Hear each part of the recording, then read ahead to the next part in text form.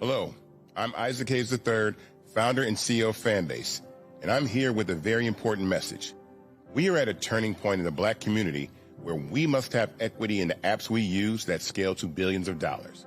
But this time, we own the infrastructure, we own the culture, and we shape the future. And Fanbase is the future. Fanbase combines the free functionality of Instagram, TikTok, and YouTube into an all-in-one platform built for the evolution of social media and monetization. With over 1.4 million users, that's real proof that we are shifting the conversation of tech ownership and equity for creators. So right now, I want you to go to startengine.com/fanbase and invest today. The minimum to invest is $399. That gets you 60 shares of stock in Fanbase at $665 a share. This marks a turning point in Black ownership of social media. If we don't take this opportunity to own social media right now, we will always be customers to our own creations. And that can't go on. So once again, go to startengine.com/fanbase and invest today. We must own the platforms where our voices live, our stories matter, and where our culture drives the world. Thank you. Folks, Black Star Network is here. Oh, no punches! I'm real revolutionary right now. Support this man, Black Media. He makes sure that our stories are told.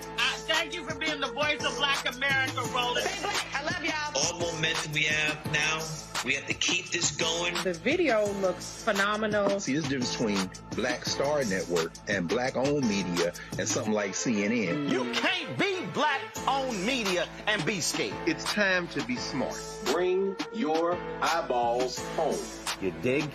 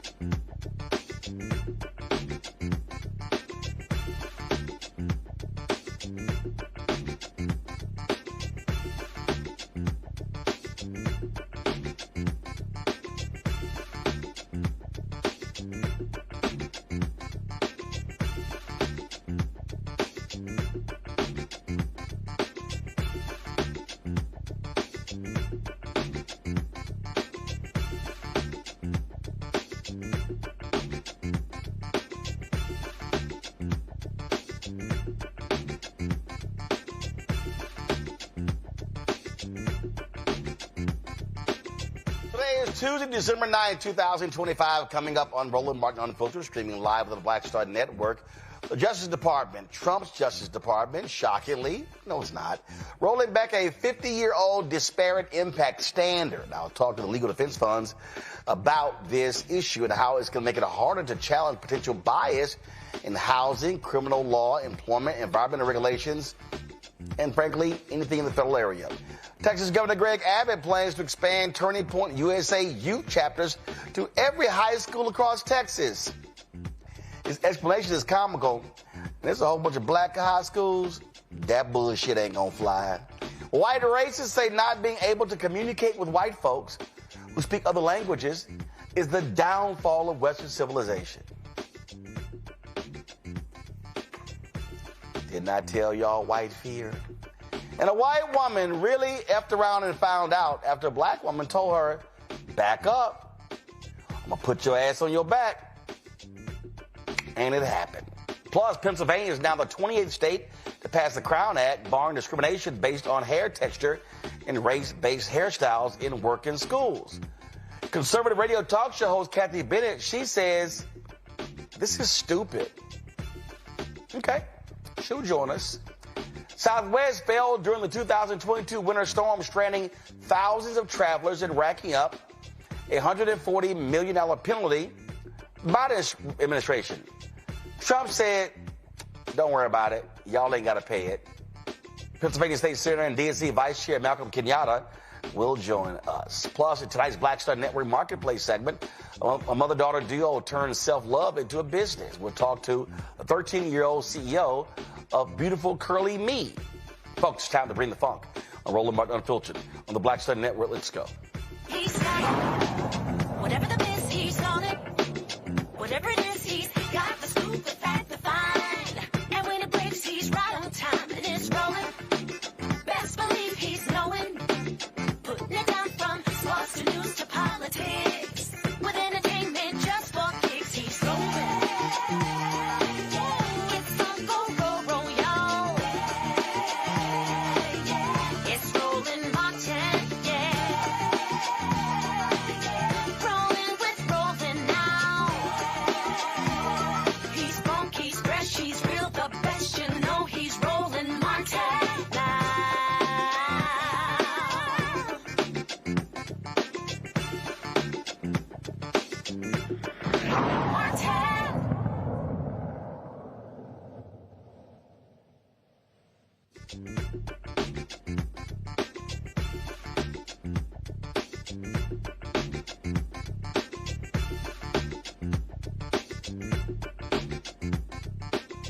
All right, Texas Governor Greg Abbott says he wants to expand Turning Point USA youth chapters into every high school across the state.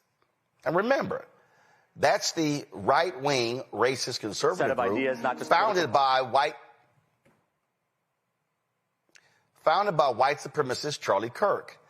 Turning Point's high school arm is called Club America. It's a student-run organization that promotes conservative politics on campus. Abbott says students need the values that Turning Point can provide. And make this clear. I went to public schools here in the state of Texas. When I went to Duncanville High School, I was a member of the Fellowship for Christian Athletes. FCA still exists today. You can have religious organizations that focus on those values like that that are allowed in our schools. And this is just another more modern example of Fellowship of Christian Athletes. We're just going to skip over all the racism in Turning Point USA. Now, Abbott and Lieutenant Governor Dan Patrick, they are warning school districts that if they try to block the clubs, there will be meaningful disciplinary action. Really? Abbott is also urging Texas to report any school that pushes back to the Texas Education Agency, even though the state isn't actually requiring districts to create these clubs. Patrick is promising $1 million in campaign funds to help expand the program statewide. Okay, really? All right, y'all, I'll pound Dr. Mustafa Santiago Ali, former senior advisor for the EPA. He joins us right now out of Washington, D.C. Y'all know I just get a kick. We'll have Scott Bolden in just a moment working on his camera issues, former head of the National Bar Association, PAC, lawyer here in the nation's capital, Win Cooney, CEO and co-founder of Politicking out of D.C. as well. All right, glad to have y'all here. I mean, Win Cooney, this is a joke. I mean, these right-wingers are so insane, okay? It's a lot of predominantly black, Hispanic high schools. They don't want this trash on their campus. And for these idiots, this is precisely why I need people in Texas. Y'all have got to maximize the vote. We can throw Abbott ass out of office, Patrick ass out of office, elect Jasmine Crockett to the United States Senate. These right-wing people are utterly insane. I'm scared, Roland, because they're turning Texas into a breeding ground for conservatism, and they're not trying to even shy away from it or hide it. When you bring in an organization like Turning Point USA or Club America, as they're colloquially calling it for high schoolers, what you're doing is breeding anti-Semitism, white supremacy, anti-LGBTQ plus ideals, and you're putting that into an educational setting. This is something that's pretty unprecedented because usually there is, figuratively speaking, a separation of church and state when it comes to education. But by, Texas symbolizing that they're ready to welcome and embrace this, and in fact, mandating that they're putting these values into the classroom throughout all high schools, I think Governor Abbott is sending an extremely strong message to all the minorities in America, and it's echoing that of President Donald Trump's, is that you're not welcome here, you're not wanted, and we're going to continue to push conservative ideals. Mustafa, these right-wingers are always talking about the left, and they're trying to indoctrinate our children. That's what these fools are trying to do. Exactly. I mean, it is Jim Crow 2.0. We've talked about it a number of times on the show. And now you get to see it come to life by these sets of actions that these individuals continue to do. It is about indoctrination. It is about making sure that you, bring forward your privilege and the view that you have for the 21st century. And actually, many of these things, if you go back and look at the 30s, the 40s, the 50s, even the 60s, these same sets of values are what, they're trying to bring back now in 2025 and beyond. So folks have power, but again, it goes back to elections have consequences. So you've seen what happens when you don't vote. You have these types of actions that try and take root. But you also have power by making sure that you actually go cast your ballot for what you want the 21st century to look like. Yeah, I mean, these folks, they want to control everything. I am always trying to make it clear that this is about power. And what they want to do, they're using their power. They already got PragerU content in the classroom, so that's going on. Again, they want to indoctrinate. That's what they want. They want to force their insane right-wing, white-wing ideology on our children, Winconi. They sure do. Roland, the first time somebody called me the N-word was in middle school, right? And I remember going to the guidance counselor and talking to them about it. And she explained to me that was something that was probably taught in the home.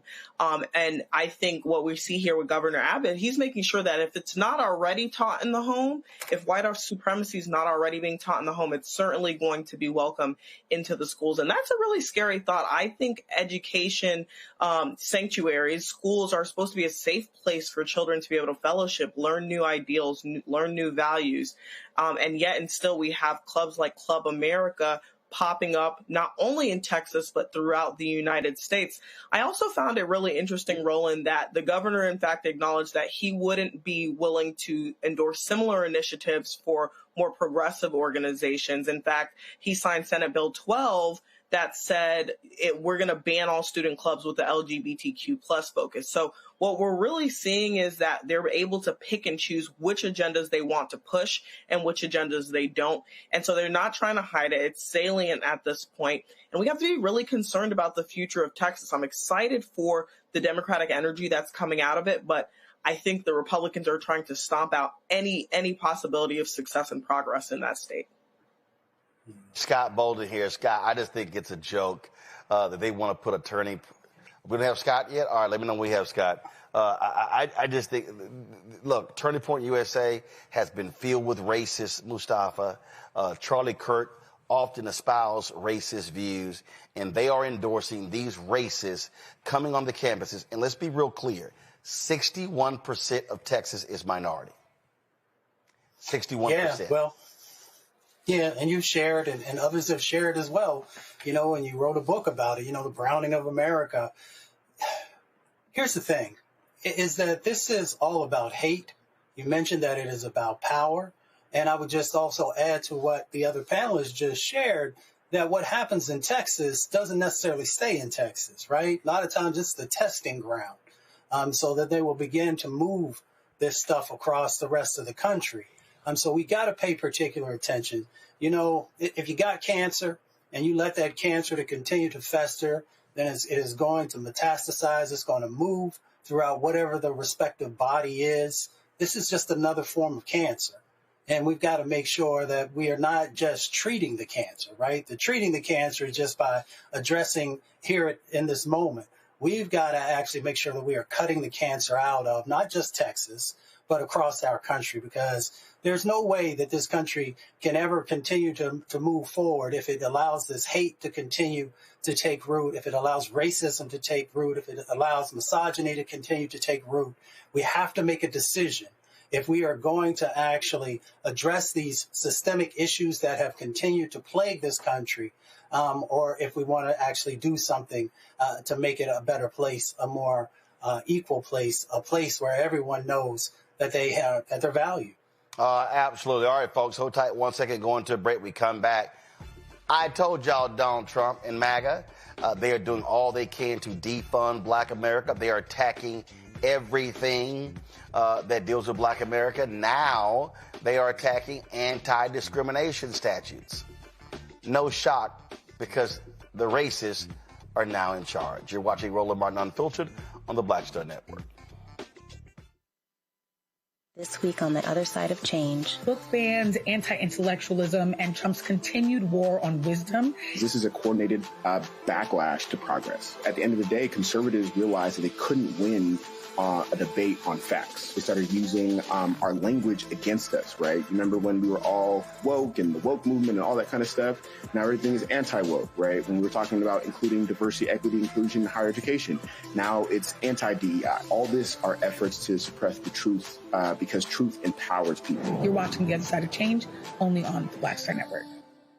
If in this country right now, you have people get up in the morning and the only thing they can think about is how many people they can hurt, and they got the power, that's the time for mourning. For better or worse, what makes America special, it's that legal system that's supposed to protect minorities from the tyranny of the majority. We are at a point of a moral emergency. We must raise a voice of outrage. We must raise a voice of compassion. And we must raise a voice of unity. We are not in a crisis of party versus party. We are in a crisis of civilization, a human rights crisis, and a crisis of democracy itself. And guess what? You've been chosen to make sure that those that would destroy, those that would hate, don't have the final say, and they don't ultimately win. Are you ready for the holidays? This week on A Balanced Life with Dr. Jackie, we're talking about all things anxiety and the holidays, whether it's performance anxiety, presence versus presence, making certain that everybody in your space understands the boundaries and how to respect your home. This week, we're talking about those things that will allow you to have a peaceful holiday season. It really is not about perfection. It's really about, the house feeling warm and cozy and peaceful. You don't have to like everybody, but what you can do is be cordial in those environments. That's all this week on A Balanced Life with Dr. Jackie here on Black Star Network. Now that Roland Martin is willing to give me the blueprint, hey, Cyrus, I need to go to Tyler Perry and get another blueprint because I need some green money. The only way I can do what I'm doing, I need to make some money. So you'll see me working with Roland. Matter of fact, it's the Roland Martin and Cheryl Underwood show. Well, should it be the Cheryl Underwood show and the Roland Martin show? Well, whatever show it's going to be good.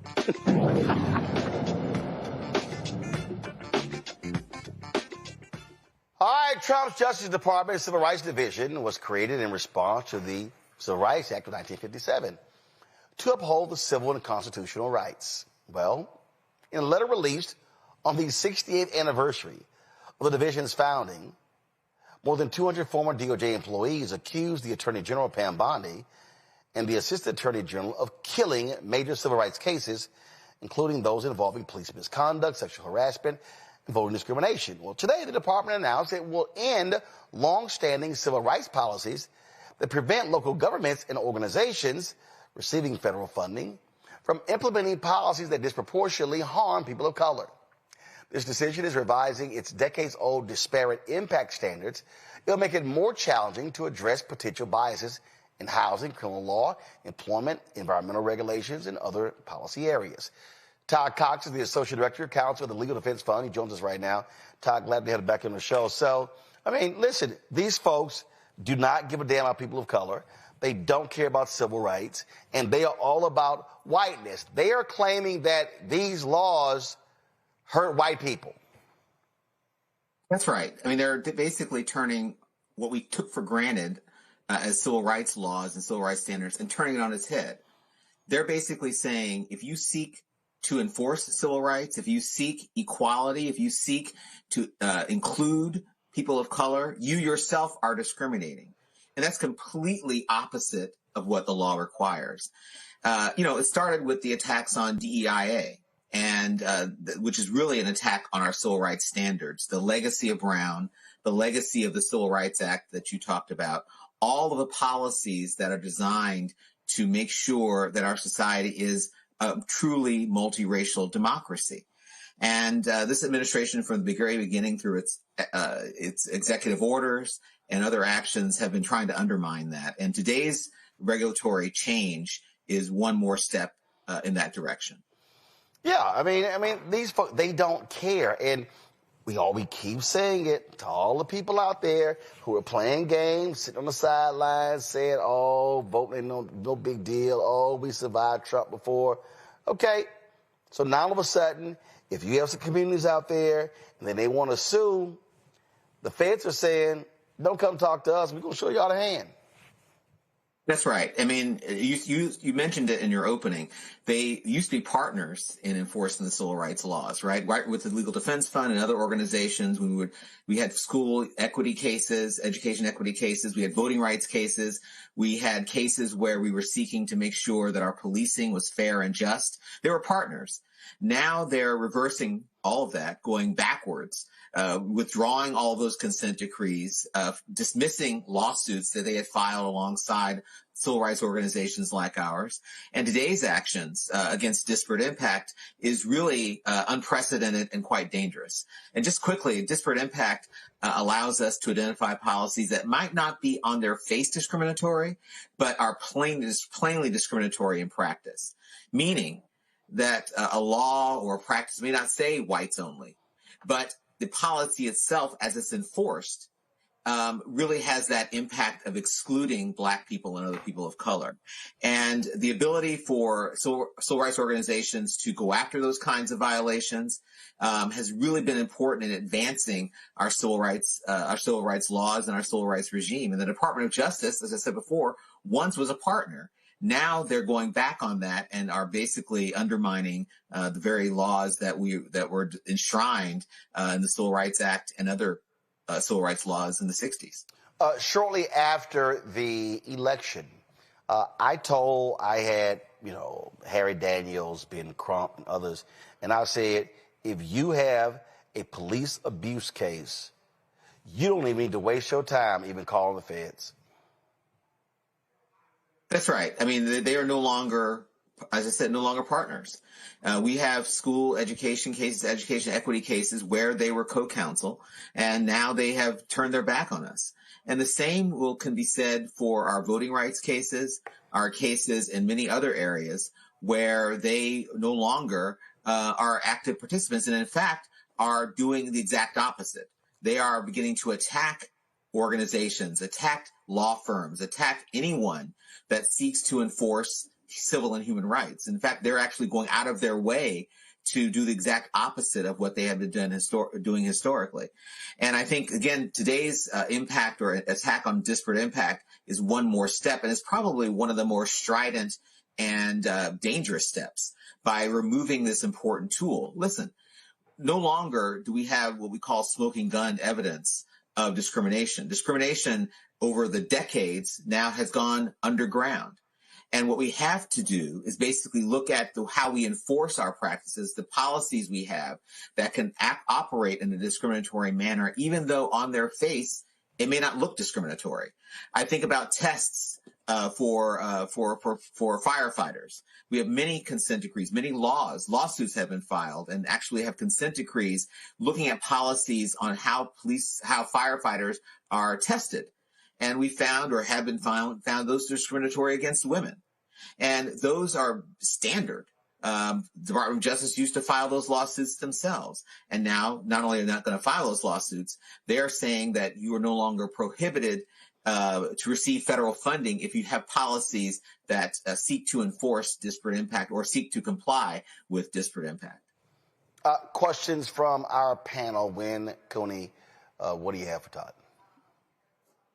So I'm curious about how we're going to continue to see this happen. So obviously he's gotten rid of it in this particular Department of Justice, but I'm curious as to, as we push into 2026 with the upcoming elections, how do we think this is going to continue to happen in different organizations and agencies in the government? Well, I think they're going to continue, and they've already started, to try to take what we have, I think, taken for granted as being an important civil rights infrastructure and undermine it. In various departments, they're attacking disparate impact. They're trying to roll back regulations and say you no longer can, enforce civil rights laws. And I think the way they're doing it is quite nefarious. What they did today was to do it without having the usual notice and comment period, which again is a standard practice and legal requirement that before you change a regulation, you are required to have notice and comment. And we've seen them hint at doing it with other agencies to change rules. They did it today. And I think we're going to continue to see them testing whether or not folks push back on that. So we're going to have to keep an eye open. We're going to have to make sure we're monitoring all of these regulatory standards, which they are beginning to try to roll back.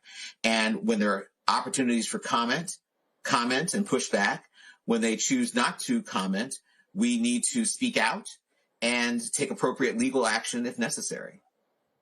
Mustafa. Well, it's good to see you. You know, I've worked on Title VI of the Civil Rights Act for a number of years in the environmental context. I often talk about this around the cycle of cumulative harm. Can you talk a little bit about how this stuff plays out? You know, we often think about a case by case, but how it begins to build over time. Maybe it might help the audience to have a better understanding of what we're losing. Sure. Well, I can use an example in my own career. I was a voting rights lawyer for a very long time. And while we don't have disparate impact under the Voting Rights Act, we have something called Section 2, which requires that electoral systems operate in a fair manner. And in that situation, the community that I was representing didn't have fair representation. They had an at-large election system, or a system where they were not allowed to elect their candidate of choice. The result of that meant that the jurisdiction invited in a company that polluted. So at the same time we had a Voting Rights Act case, we also were pursuing a Title VI case, environmental justice, as you were alluding to, against this company, all of which would have been abated if our community or the community I represented had had representatives really interested in representing their points of views, so that company wouldn't be there polluting their community, in a disparately impactful way. That community was majority Black, And the community or the city council invited this company in, ignoring the interests of Black people. So I think these things are cumulative. I think that these things cut across all of our civil rights regime.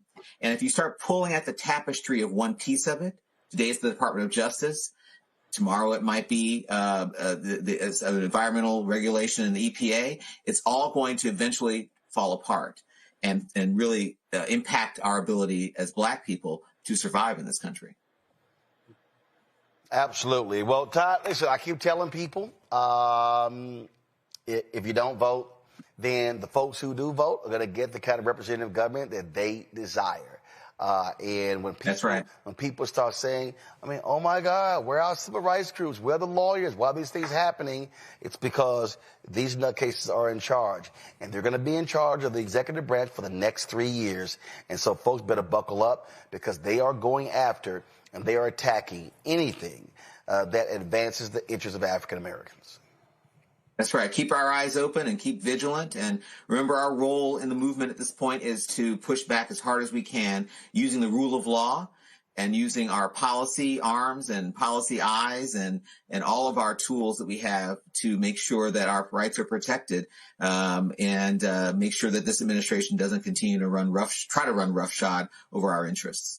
Absolutely. Absolutely. All right then, Ty, we appreciate it. Thanks a lot. Thank you very much. Have a good night. Folks, we come back. Congresswoman Jasmine Crockett, she unveils her first campaign promo ad, if you want. And Lord, why are all these people going crazy? Why are all these right-wingers, why are all these white progressives just losing their minds? And I'm like, you know, she can talk about public policy over the next 3 months. Why y'all tripping? We're going to talk about that when we come back. Roland Martin Unfiltered, the Black Star Network. Support the work that we do. Join our Bring the Funk fan club. Your dollars goes to support the show. You want to give to us, Cash App, use the QR code. You see it right here, bottom left-hand corner. PayPal's R Martin Unfiltered, Venmo RM Unfiltered, Zelle, Roland at RolandSMartin.com, Roland at RolandMartinUnfiltered.com. Check some money order, make it payable to Roland Martin Unfiltered, P.O. Box 57196, Washington, D.C. 2003-7-0196. Back in a moment.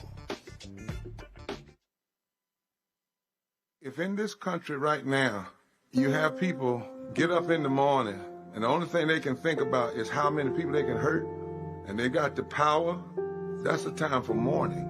For better or worse, what makes America special, it's that legal system that's supposed to protect minorities from the tyranny of the majority. We are at a point of a moral emergency. We must raise a voice of outrage. We must raise a voice of compassion. And we must raise a voice of unity.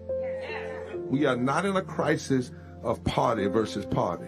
We are in a crisis of civilization, a human rights crisis, and a crisis of democracy itself. And guess what? You've been chosen to make sure that those that would destroy, those that would hate, don't have the final say, and they don't ultimately win. It's your boy Earthquake, you know, giving Roland Martin something to do, because you know he don't know what to do. He from Texas. Ain't his fault.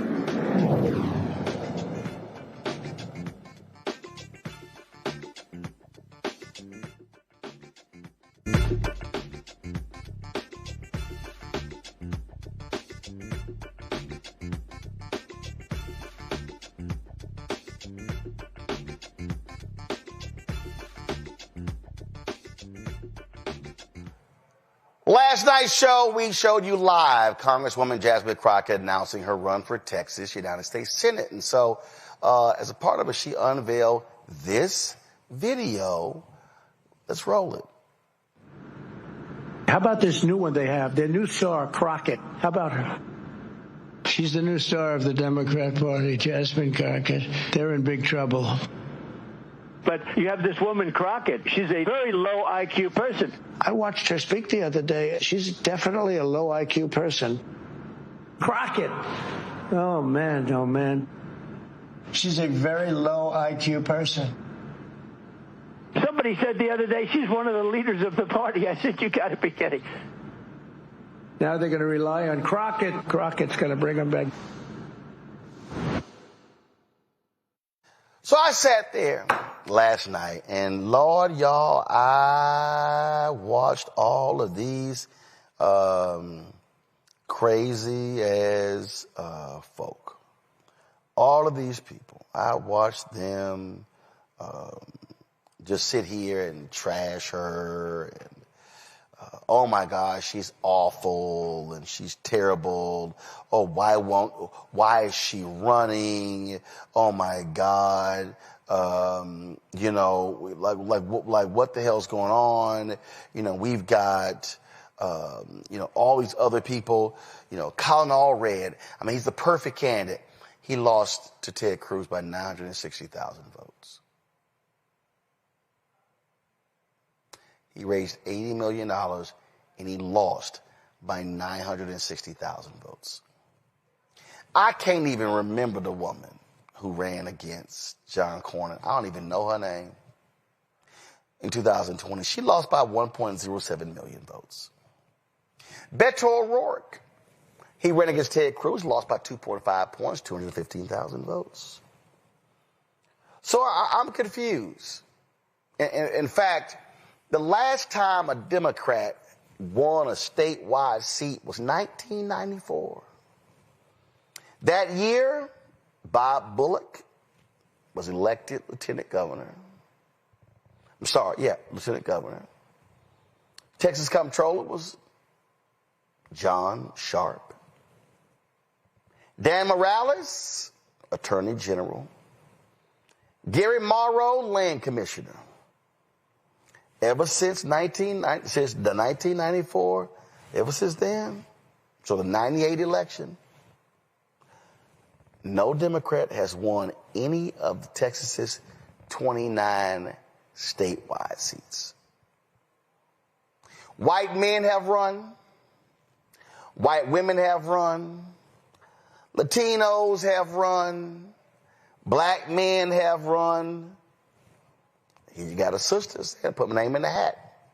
She jumps to the race, and then what happens? Well, former Congressman Colin Allred pulls his name out and announces he's running for his old congressional seat. State Rep James Tallarico is still in the race.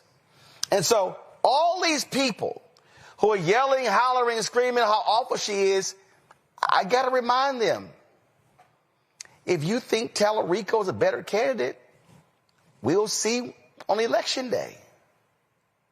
See, that's what I don't understand, why people are tripping. There's no such thing as an anointed seat. You ought to run for it. I am on record, more than 30 years, my entire career, nobody's entitled to a seat. So, best man, best woman win.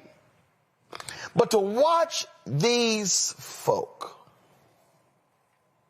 lose their ever-loving mind because she's running, oh my God, she's going to guarantee we lose. I'm sorry. You've lost every statewide election since 1998. The hell y'all talking about? I don't understand what the issue is. And so all they are doing is just mad and upset and all that good stuff. So let me show you some polling data. Okay? This right here, and it clearly says Crockett starts off in a challenging position. She has the highest name recognition of any potential Democratic candidate for the seat, but more voters hold an unfavorable opinion of her than favorable. Her unfavorable is 40. Her favorable is 33. Colin Allred, former Congressman Colin Allred, State Rep James Tallarico, have significantly lower unfavorable ratings. The problem is, don't nobody know him. Look, James Tallarico, never heard of him, 49. Wesley Hunt, Republican, never heard of him, 45. Colin Allred, never heard of him, 21. Y'all, he ran for the U.S. Senate against Ted Cruz just a year ago. So his unheard of was higher than Crockett's, And she didn't run statewide. So then when you go sit here and look at this here now, net favorable tells Rico's plus 30, Allred's plus 3, Crockett minus 8. A lot of that is because Trump has been targeting her. Nearly half say they would definitely not vote for Jasmine Crockett. Okay. Now, according to this poll, Crockett trails Cornyn 49-41 and Ken Paxton 50-42. Now, what does that mean? You got some work to do. Look at this, what it says here. As of today, Democrats hold an edge on voter enthusiasm for next year. That's really important. Boom, right here. That dynamic is what can make this race more competitive. Ken Paxton is deeply unpopular with Democrats, 81%, very unfavorable. Independents, 50% unfavorable. John Cornyn is unpopular with these votes as well, 56 unfavorable, 41% unfavorable. But they see him better than they do Ken Paxton. So she's running. Tellerico's running. And so I don't understand why all these people are just losing their minds, acting a fool in this race. I mean, bottom line is you simply do what you got to do. So it really is hilarious watching these people as they whine and complain. Now, here's the deal. Here's some other polls right here. The University of Houston, Texas Southern University poll shows that if it's Paxton versus Crockett, 49-47. Cornyn, 50% 40. Hunt, 50-45. Then all of a sudden, you begin to look at Tellerico. O'Rourke is not going to run, but Tellerico versus Cornyn, 44.5-40, 48-45. And then, so you look at all these, all these different races. You see where Allred was here. But the bottom line is this here. You win not by polls, you win by turnout. And so what does Crockett do? Crockett can speak to the interest.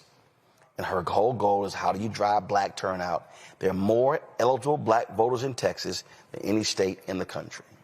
Hispanics are not as all happy with Donald Trump. So those Hispanics are like, that could be a significant deal.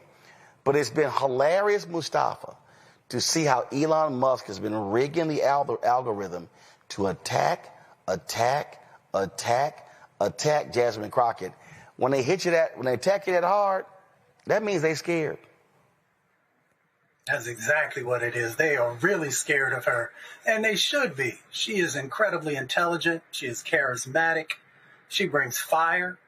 She brings commitment.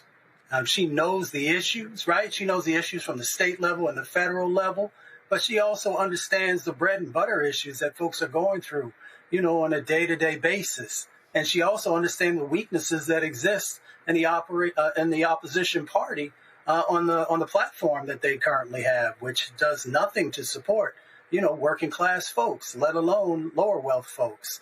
So they should be afraid because not only all of those things that I just mentioned, but she can articulate a message in a way that she brings both humor and a cutting wit that is so incredibly necessary to be able to deal with all the attacks that are going to come. And she's a Delta, so that she's going to bring some flavor when she goes through the next set of months to win, the nomination. When Cornyn was really interesting is a lot of these same, crazed, deranged white progressives. Many of them can act just like white conservatives. So we already know what the operative word there is, and that's white. But they were really upset because she went on Laura Coates' show last night on CNN. And she was talking about who do you reach out to? And how do you reach them? And so a lot of them are mad because Crockett said, listen, I ain't about to sit here and reach out to Republicans. Oh, my God, how dare she? What Crockett was saying is, I got to hit my base first. If I don't get my base, it don't matter reaching out to them. Also, Roland, I mean, the Republicans have continued to denigrate this woman. I think Mustafa hit it on the head. There's nothing America hates more and is more fearful of than a brilliant, confident Black woman. And I think if and hopefully when Congresswoman Crockett is elected, she will reach across the aisle. She will play ball. She will support bipartisan bills, as she's shown that she has in Congress. However, she's going to stand on the side of righteousness and what she thinks is right and what she believes is advantageous for her people. And that used to be her congressional district, and hopefully it will be the entirety of the state of Texas. But I think what a lot of people are scared of in terms of this political advertisement is you see someone that is dynamic, you see someone that is not afraid to back down to President Trump. I honestly look at Congresswoman Crockett as the answer to what we're seeing President Trump breed in office. A lot of folks have told me, she's too bombastic, she's too this, she's too that. We had, different commentators commenting on this and that in her style. At the end of the day, Jasmine Crockett has garnered attention for the state of Texas. She's continued to make Black people the focal point of her career, first as a civil rights attorney, now as a congresswoman, and hopefully as a senator. So I think we need to continue to watch her trajectory. I do think Donald Trump is right on one thing. She is a star of the Democratic Party, and I think we'll be seeing so in 2026. One of the things that they've been trying to hit her on is she going to denounce AIPAC? Mustafa, she ain't never took no AIPAC money. And I'm like, she'll need to address that. What's the issue happening right now? Affordability, tariffs, the economy. So my whole deal is, don't fall for that okie doke. That's somebody else's issue. What she should be fixated on, again, is what is she going to do for Texas voters? Exactly. Whenever you get that light bill, she should, she's going to talk about that the prices need to go down instead of going up. When you go in the grocery store and now you look and you see something that used to cost $100 when you were walking out, now costing $300, she should focus on that. She should focus on the fact that your jobs no longer exist because they got shipped out or they got broken down because of the tariffs. That's what people care about. That's what Black folks care about. That's what Latino folks care about. That's what white folks care about. And she should be focusing on those bread and butter issues.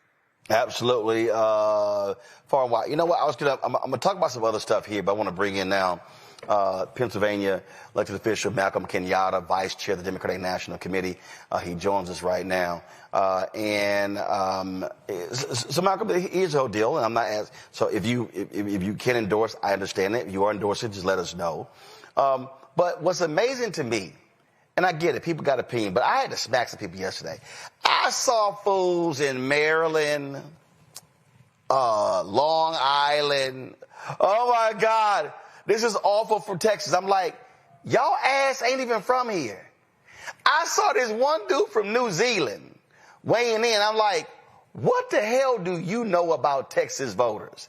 This is why people need to be very concerned with when y'all see folk talking about an election. First check to see where they from, because all the people who are trashing Crockett say how awful she's going to be for Texas. I'm like, you can't even vote.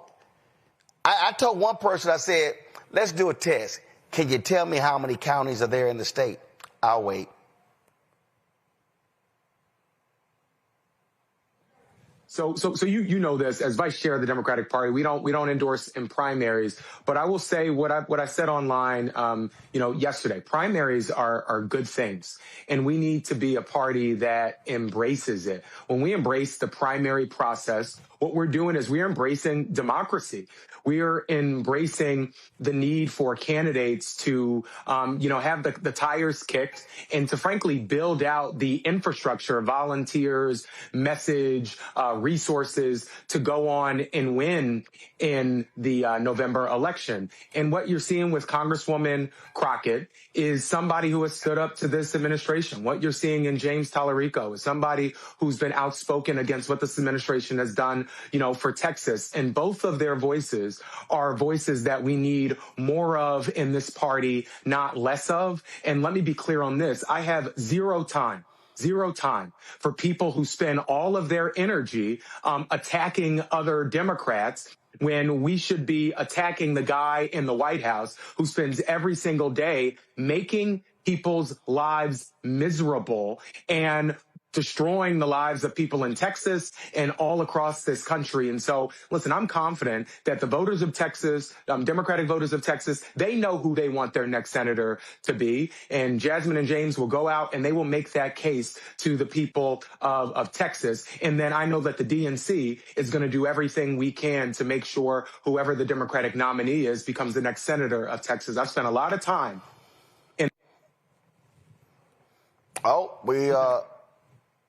Is Malcolm still there? But Malcolm Kenyatta has spent a lot of time in the South because the DNC understands that if we're going to win moving forward, it's going to be critical for us to, stop taking the South for granted. See, here's what you just nailed there. I'm going to go back to 2012. So we're waiting in the wings to go on CNN. Obama beats Romney. And I'm standing there with then Congressman Chris Van Hollen, who was then head of the DCCC. He's now Senator Van Hollen of Maryland. And I say to him, hey, when are y'all going to take Georgia and Texas seriously and make a massive investment to organize and mobilize the state? Oh, he tells me, Georgia and Texas are red. I said, no, they're not red. I said, they're red because you don't invest. They're red because you're not building an infrastructure. I said, you can't build an infrastructure based upon the upcoming election. It's what are you doing in the off years? Howard Dean, when he was the DNC chair, talked about a 50-state strategy. So people like Paul Begalia, James Carville, Rahm Emanuel were criticizing him, and his whole deal was we cannot be a national party if we're only focusing on national elections, presidential and U.S. Senate and congressional races. He was like, that's not going to cut it. And so one of the things that we have seen is that when a lot of these states, Tennessee, Florida, and others, you had so many people running who simply, that they didn't even they ran unopposed. And so one of the things that Crockett has said, the reason she said she was trying to recruit other candidates, she's like, hey, if Greg Abbott has an $80 million war chest, Greg Abbott needs a serious challenger. So he's running his money against that person and then not using his money in her race and in other statewide races. And so what I've long said is that what rich Democratic donors on the Democratic side have not done is that they have not played the long game. They played the short game. They haven't invested in Texas. Louisiana, 1/3 black. We see what... No real investment, no organizing, no mobilization. You see under Ken Martin, I see what's happening with the money y'all are investing in Mississippi. We start talking about North Carolina, South Carolina, Georgia, Florida, and other places. Florida has been a mess the last 2 or 3 election cycles because Democrats pretty much abandoned the state. You're guaranteed to lose if you don't compete. You are like singing from my favorite gospel here. And I would take this a step further. We talked about the 50-state strategy. I would take this a step further. In this country, we have 3,143 counties all across this country. In 2024, there were 20,000 uncontested races across those 3,143 counties. Of the 20,000 uncontested races, 80% of those races were uncontested by a Republican. 80%. Only 20% were uncontested by Democrats. So what does that mean? From a pure geographical perspective, the only people talking about Democrats from a candidate perspective are Republicans because there are no Democrats who are running in those races. And so for us to win, for us to be in a position where we're moving this country in a direction where we're not just fighting this administration every day, but actually moving this country in a direction where we're making people's lives better, when folks can enjoy their lives. What an idea that people can actually enjoy their damn lives, that people can send their kids to school knowing that they're going to be safe, where people can retire with dignity and decency. The only way you get that is if you build a broad-based movement. And that requires us to invest and take seriously the candidates who are running up and down the ballot.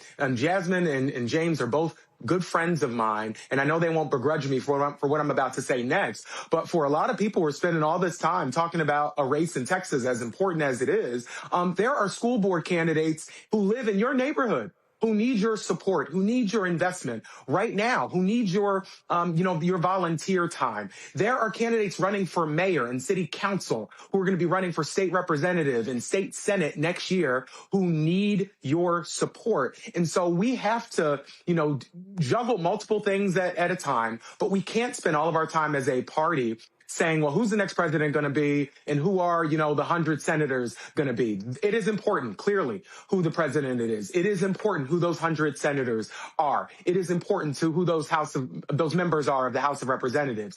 But if we are going to win and actually deliver lowered costs for people, actually deliver that life that I'm talking about that people deserve to live, then that is going to take us running candidates everywhere. And that is what this new DNC is going to be laser focused on. And I'm so happy you mentioned those investments, Ken Martin is making, because, Ken is getting a lot of crap for making those investments, for increasing our investments into our state parties from what was 8% to now what is 24% of the DNC's budget. A lot of folks don't like that, but we understand that if we're going to win, it's not going to be won in D.C. We're going to win by investing in what people are doing on the ground where they live. The story we want to talk about, I think this is a perfect example. It deals with Southwest Airlines. The Biden administration slaps them with a $140 million fine. Trump wipes that fine out. Okay, so that happens. Then we start talking about how he's letting all these con men out, Ponzi schemers as well, people who screwed over, teachers and firefighters and veterans and things along those lines. And my whole deal is, these are the people. If I'm in the DNC, I'm going and get as many as these people. I want to put their faces out. I want them telling their story about, this person who had a $1.6 billion Ponzi scheme who Trump let out of prison after only serving a couple of hours. This person stole our life savings.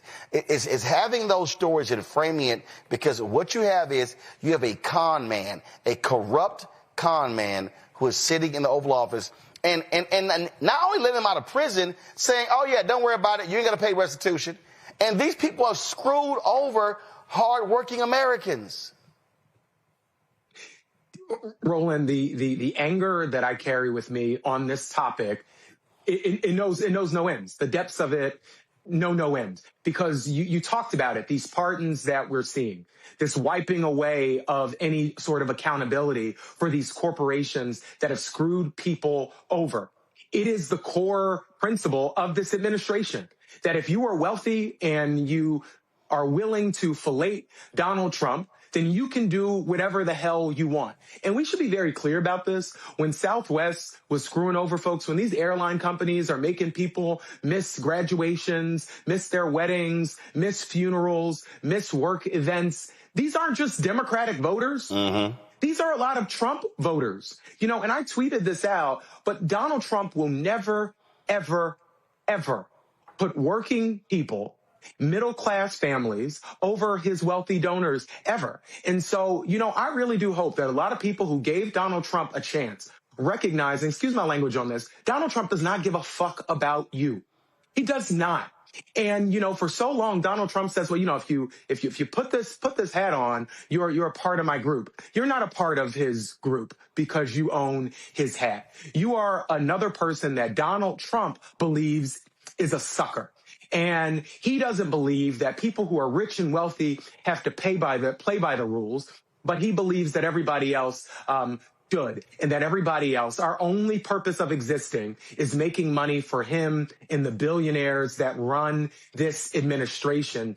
And listen, the Biden administration, one of the things that, would frustrate me that got no coverage really was Biden-Harris and Kamala Harris and their focus on dealing with junk fees and their focus on making companies that screw you over when you buy a ticket to a football game or to a concert or when you're at the airport, that if they don't do right by you, that they actually have to pay, that the companies have to pay for doing that. And all of those rules, this administration has rolled back. So if you miss your flight 2, 3, 4 times, the airline company under the Biden-Harris administration had to reimburse you. They no longer have to do that under this administration. And you see this guy talk about law and order, for years and years and years, but it's laws for all of us and disorder for all of the people who fund his campaigns. And I'm really proud, and I hope that you've seen this on some of our social media. Our team who does a lot of our comms and stuff, they have been doing these short but really intensive little docu-series talking to the very voters that you mentioned. And they just did one that people should see about somebody who's a Trump voter, who is a soybean farmer, and what Donald Trump's tariffs have done to the soybean industry, which is one of the biggest cash crops in this country. And, now, as you know, and I'm sure you've talked about on the show, Donald Trump is giving a $12 billion bailout to farmers because he screwed them over with tariffs. And that bailout will do nothing to deal with the erosion that these folks have seen in their ability to keep their farms operational and to actually run the businesses that they have. Malcolm, you're a Pennsylvania state lawmaker, and this story here caught my attention. When Pennsylvania became the 28th state to pass the Crown Act, which prohibits discrimination based on hair textures and hairstyles associated with race, ensuring protection for individuals in employment and educational settings. Now, while many celebrated when Governor Josh Shapiro signed the bill, conservative talk radio show host Kathy Barnett posted this on social media. Quote, "Black people like these people make it difficult for black people like me. When white people see me, they think they're talking to these black people here. So instead of talking to me about CapEx investments, infrastructure, real estate opportunities, they try talking to me about hair racism. You people are stupid. Focusing on my black hair does not lower my cost of living as a black person or any colored person. Focusing on my black hair does not reduce property taxes. Focusing on my black hair does not lower my energy bill. Focusing on my black hair does not improve the innumerable potholes that make driving in Pennsylvania an obstacle course. Focusing on my black hair doesn't lower the cost of college for my children. These white people are laughing at you. If black people weren't so doggone emotional over strategic, we would see how embarrassing this is. The whole world is tired of these faux problems, and their children are exceeding while yours, not mine, are getting left behind." So I'm not sure about children are exceeding. I guess whatever that means. So Kathy Barnett, radio host, author of Nothing to Lose, Everything to Gain, Being Black and Conservative in America, joins me now. So Kathy, I'm curious. The thing that you laid out there are black people who've actually lost jobs or who didn't get jobs because someone did not like their hair. Are you concerned about them losing their job? Roland, thank you so much for having me on. Here's the simple fact. There are 99 problems in the black community. You're not answering my question. And hair racism is not one. No, Kathy. Kathy. And I will answer it. You cannot tell me how to answer the question. Kathy, I asked a very simple question. Your question, and I'm answering your question. Okay. There are 99 problems in the black community, and hair racism isn't one of them. And let me put this into perspective for you. In 2022, there were exactly 916 people who filed a complaint regarding so-called hair racism in the state of Pennsylvania. 916 out of a state of roughly 13 million people. That means this issue of quote-unquote hair racism does not impact 100% of us. It doesn't even impact 10% of us. It impacts 0.00007% of us. That is a rounding error. That is nothing but optics. It did not change the structure. No structural changes, no economic changes. But let me tell you. Wait, Kathy, you just said, hold on, Kathy. You just said economic. Hold up, you said economic. And I'm going to ask you again. Mm-hmm. If an African-American, eminently qualified, applies for a job and is denied a job because someone doesn't like braids or cornrows, does that not negatively impact the economics of that person and their family, yes or no? I'm sure it does. Okay. However, So Kathy, I'm gonna ask you again. Mm-hmm. So when a black woman who seeks a job at the Department of Veteran Affairs in Virginia. Resume outstanding. Yep. Does not get the job because of hair discrimination. She then sues, wins. They had to pay her back pay. That cost taxpayers. Do you think that that is wrong?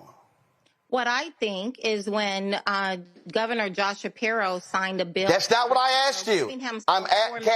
Kathy, I'm asking you specific. Kathy, one second. Kathy,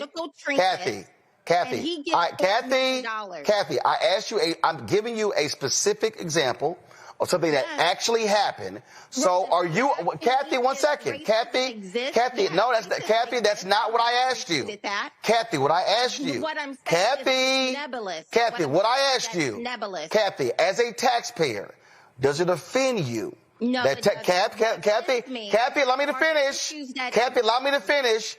Kathy, does it offend you as a taxpayer that you had to spend, they had to spend taxpayer money to pay off a settlement because a white person did not like this black woman's hair when she had the degrees, she had the expertise, she had the knowledge? So I'm simply saying, are you offended that you had to spend money because this white person didn't like her hair but did not look at her qualifications and she was eminently qualified? Are you not bothered by that?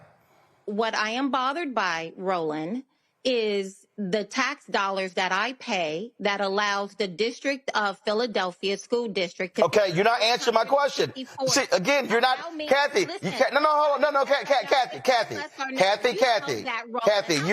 Kathy, you are more than happy. Long enough to know Kathy, that these are not black and white issues. Kathy, the District of Philadelphia... Kathy, whoa, no, Kathy, this is my show. Kathy, this is my show. You are more than... Kathy, Kathy, no. I asked you a specific question about an No, Kathy, I asked you a specific question about an EEOC, Kathy, listen. I asked you a specific question about an EEOC case out of Virginia, and you're bringing up the city of Philadelphia and schools. I will answer the question. Those two don't go together. I will answer the question. Thank you. You asked, what am I offended about? No, I did not. No, I did not. You asked what you're wrong. I'm offended about, and I'm telling you. No, you're wrong. Offended about. No, that's not what I asked you, Kathy. That's not what I asked you. School district. Kathy, that's not what I asked you. Ranked 400. Kathy, that's not what I asked you. Out of 499. Kathy, that's not what I asked you. No, what I asked you, Kathy, listening is a skill set. Racism is not one. Kathy, listening is a skill set. And when I specifically asked you, does it offend you? Well, Kathy, I asked you a specific question. Better, Roland. You should be ashamed of yourself. No, you should be. Around Kathy, long enough to know Kathy, you should be ashamed. Racism really? Is not. Look. Hold up, Kathy. 4 million black people. Kathy. Look, you care about black people, right? So allow me to say this. There are 1.4 million black people in the state of Pennsylvania. Hair racism affects 916 of them. What about the other 1.3 million of us who are sending our children to failing schools? The District of Pennsylvania, it ranks at 454th out of 499. That is what I care about. Kathy, it's very interesting. Kathy, it's very interesting. You said, Kathy, these black legislators aren't doing their jobs. I'm very curious because I actually said black legislators. You said these. You said these people. So do you agree, or maybe you don't? Do you have an issue with when the black legislators secured $150 million in grants for black-owned businesses? Do you believe that was a good thing? Because they actually did that. I think that's a good thing. Great. Okay, great. No, I'm good. I'm good. Let me ask you a question. Do you agree? Kathy, let me ask you agree. Yes. Kathy, do you agree? Do you agree that the $300 million that they obtained for anti-violence programs in our communities, that's a good thing? I don't know. I don't know what is actually being spent on. Well, according to the data, Kathy, according to the data, it resulted in a 40% reduction in violent crime in Philadelphia. I don't know, because in the state of Pennsylvania, because I live here, we have over 100,000 violent crimes every single year. Got it. We also have fentanyl is exploding on our streets because Democrats open up our borders, got it. flooded and illegal. I'm curious. I'm curious. Kathy, I'm curious. Did you know that? Kathy, I'm curious. Does Pennsylvania, Kathy, I've seen a map. Does Pennsylvania share a border with Mexico? Oh my goodness, Roland, you are not, you know what? Your premise. No. You literally just said, you literally talking about fentanyl coming across the border. You said into our state. Where is it coming from? Kathy, where's the fentanyl? Kathy, where's the planes and buses and sent them into our community? Oh, gotcha. Don't act stupid. Kathy, I'm gonna ask you this here. Kathy, I'm gonna ask you this here. Do you give the black legislators credit for securing? And why do you keep saying black legislators? Because it's not just black legislators. Oh, okay. I'm sorry. Please pull up Kathy's tweet. Please pull up Kathy's tweet. Please pull up Kathy's tweet. Please pull up Kathy's tweet. Kathy, in your tweet. Kathy, in your tweet. Kathy, in your tweet. Kathy, in your tweet, this is what you said. It's right here. You said black people like these people make it difficult for black people like me. So you clearly were talking only about the black people in the video, not anybody else. I was talking about, and then I also threw in there the white people who are like. No, you didn't. No, you didn't. You said, Kathy, 1 second. Kathy, that's a nice try, Kathy. Stop it, Roland. Kathy, you said, quote, Kathy, hold up, Kathy. I'm reading your tweet. You said, quote, when white people see me, is a skill set. Kathy, you said when white people see me, they think they're talking to these black people here. You know what? You can believe whatever you want to believe. Kathy, I'm reading your tweet. My tweet is real clear. Black people like you, Roland, who major in racism and victimology. I'm literally looking at your tweet.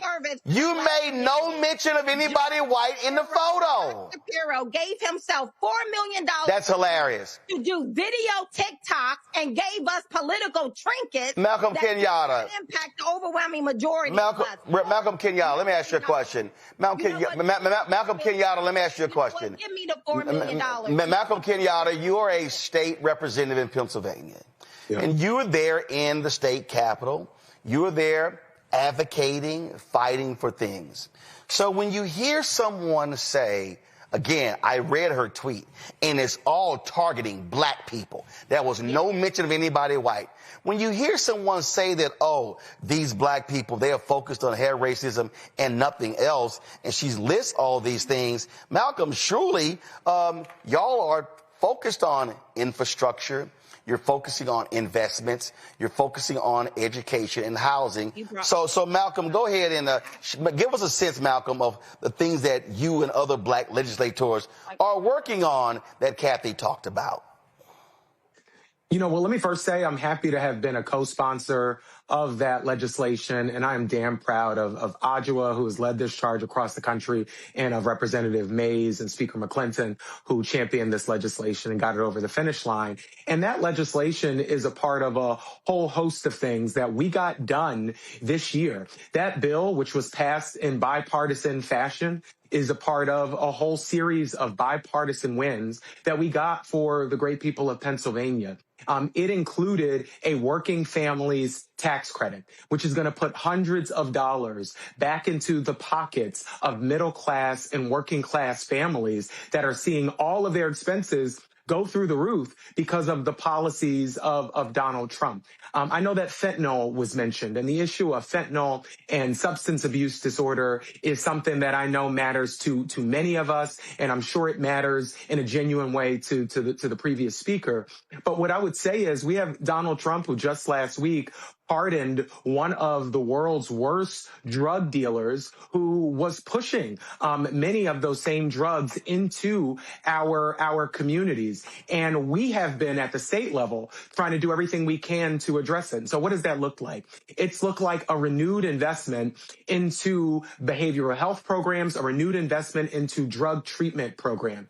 It has looked like the over $400,000, I believe, that we're at this point in terms of gun violence prevention grants. What it has looked like is investing in education. We've invested in our school districts just in the last two budgets, nearly $1 billion, the single largest investment into K through 12 education in Pennsylvania history. And believe it or not, we've done all of these things while getting Democrats and Republicans to come together. What I have learned is that we do not have to continue to sort of leave who we are at the door. You know, it was mentioned that 900 or so people in Pennsylvania filed a complaint. Well, you know what? There are thousands of other people who didn't file a complaint. And I think one person who is discriminated against simply for existing is one too many. And we can do multiple things at once. We can pass a bill that says you can't discriminate to people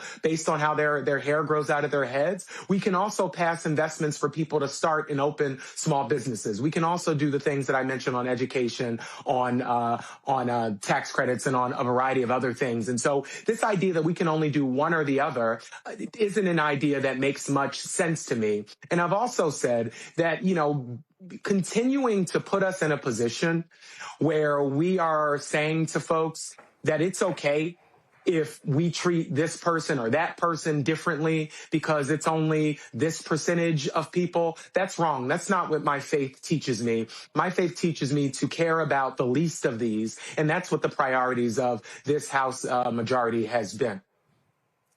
Kathy, why you sign off, Kathy? Kathy, I wanted to give you an opportunity to even ask the representative a question or respond to all the things he just talked about. But it looks like Kathy logged off. I guess it was too much. We say bring the funk. I guess it was way too much funk on the show, and she couldn't handle it, or she couldn't just handle all the facts that were laid out. And again, I really would have wanted Kathy to respond to what you just laid out about all those things that were actually in the bill beyond the hair discrimination. I would have loved to hear. I mean, State Senator Vincent Hughes sent me a text, and he said black legislators were the leaders in education fair funding fight, which has driven in 3 years about $2 billion of new money to historically underfunded school districts, largely African American. I would have loved for Kathy to actually respond to that. And so if you're going to sit here and again put the tweet up and say, this is why I did this. See, Malcolm, if you're going to sit here and trash black legislators and then try to come on my show and lie and say, oh, I didn't just talk about them, I was talking about the white ones too, when I know how to read. I used to read 300 books a summer. Black people like these people make it difficult for black people like me. When white people see me, they think they're talking to these black people here. So instead of talking to me about CapEx investments, infrastructure, real estate opportunities, they try talking to me about hair racism. You people are stupid. Focusing on my black hair does not lower my cost of living as a black person or any color person. Her whole tweet, she was trashing black legislators. But now you want to come on and say, oh, no, I was talking about Josh Shapiro spending some money on TikTok. No, baby, we know how to read. That's what you said. But I guess it was too much funk in the funk house, so Kathy signed off. Roland, I'll say one more thing just very quickly. You know, what makes life difficult for black people like Kathy, for me, is not calling out racism, discrimination. It's the discrimination. And so what makes life difficult is that there are people who believe that who they are, the way their hair grows, the way that they live, the way that they look should be the standard, and anyone who deviates from that is somehow inferior or incapable of doing the things that people need to do in the job that they apply for as neighbors, as community members, as community leaders. So calling out discrimination is not the problem. Trying to end discrimination is not the problem. The discrimination is the problem. And it is unfortunate that there are far too many people, like Mrs. Barnes, who refuse to see that. But, as they say in the South, bless her heart. And look, has she ever invited you on her show? No, but I'd be happy to go. Kathy and I both ran for U.S. Senate at the same time. Oh, Kathy! I remember seeing. Kathy, you back? People talking about both of our hairs, by the way. Oh, Kathy, you back? Kathy, okay. Now hold up. Did Kathy come back? Y'all logging her in? Okay. Because I would literally love, since Kathy cares so much about Pennsylvania and Philadelphia, and she's questioning all these things that black legislators are not talking about. And since Kathy mentioned infrastructure, Malcolm, I'm sure you've got some thoughts on what y'all have been doing about infrastructure in Pennsylvania. And so y'all let me know when we got Kathy back. So since you've never been on Kathy's show, well then Kathy can go ahead and ask you a question on my show, because, since we all here together. So since we're waiting on her, just go ahead. Well, what have y'all black folks been doing about infrastructure in Pennsylvania? Well, one of the most important areas of infrastructure that we all know is transportation infrastructure. And we have been trying for a long time, and by a long time, I am talking about over 7 years, to get a bipartisan agreement that would invest in Pennsylvania's aging transit, not just SEPTA, which is in Philadelphia in the Southeast, but all across the Commonwealth. I actually walked 105 miles from my house in North Philly to the state capitol in Harrisburg to talk about this issue. And I had conversations during that walk on Facebook Live with people all across the Commonwealth, particularly people in our most rural communities who are bearing the brunt of our refusal to make sustained, significant, and long past due investments in our transit infrastructure. In fact, in Lancaster, just as one example, the transit agency there, because there was not a full bipartisan agreement. We passed the bipartisan agreement in the House, by the way, but it was not passed in the Senate. Lancaster is going to have to dramatically reduce some of their service, and some of their riders are going to feel the brunt of that in terms of their ability to get to their jobs, to spend time with their family members, to go to the doctor, and all the other things that transit gives people the opportunity to do. So transportation infrastructure is just one example, but we can also look at the roads and bridges, just under 3,000 of them across Pennsylvania, that are structurally in need of significant repair. And this House and Senate and Governor has been working to deal with some of those repair issues as well. And if you look in the budget that we just passed, there were significant dollars to continue to build up our roads and bridges and to deal with some of those that have been structurally unsound, as I just referenced. So this is not an either or. Right. And it's it's just one of those things where we keep making it either or, and it's not. We vote on a variety of different bills in a day, and so people cherry pick one thing and say, oh, this is all we're doing. No, we're doing a lot of stuff. So apparently Kathy logged back in to listen, but we waited for her to turn the camera on. Because again, okay, so my producer's Carol's on the phone with her. Again, I would love, since she said, again, should she criticize black legislators, I would love for her to ask a black legislator in Pennsylvania who's sitting right here, since she cares about CapEx and infrastructure and real estate opportunities. You've never been on her show. So if she says y'all ain't doing it, here's the perfect opportunity to say, okay, Representative Kenyatta, are you working on this? So, Kathy, come on back. So I'll wait for you, but I'm going to go ahead and ask Malcolm another question. Matter of fact, Mustafa, you got a question for Malcolm while we're waiting on Kathy? Yeah, Mustafa, good to see you, brother. Yeah, Malcolm, I was going to say it's wonderful to see you. Thank you for everything that you continue to do for our communities. You know, as we move toward 2026, which is not that far away now, what are some of the things that you would ask folks in the great state of Pennsylvania to actually focus on and highlighting, of course, you know, self, but other folks who are working on those issues? Well, Mustafa, thank you, brother, and thank you for everything that you do. Let me say this simply, and I say this often, but the purpose of politics is to make people's lives better. You know, it is our imperfect, flawed in so many ways, system by which we negotiate how to live together. And I actually believe that we can get to a point where politics is just not a constant source of gastrointestinal discomfort, but actually we're moving the needle on some of the persistent challenges that we know have existed and continue to exist. And 2026 is going to be a conversation, and in fact, a referendum on an administration enabled by the weakest and most feckless members of Congress this country has ever seen, who has put him in a position where he has used the mechanics of government to make people's lives worse. The average cost of groceries for a family of four under this administration have gone up, not down. The cost for a tank of gas under this administration has gone up, not down. The applications for people opening small businesses under this administration has also gone down, not gone up. And so when we look at what is happening right now, the slide that we're seeing on all of the quality of life areas that people care about, the ability to feed their kids, to have a job that provides for them economically, to save a little bit and maybe be lucky enough to go on a vacation, those things are getting further out of reach. And so I say to folks, I'm not going to give Donald Trump and Republicans the credit that people often try to ask us to give.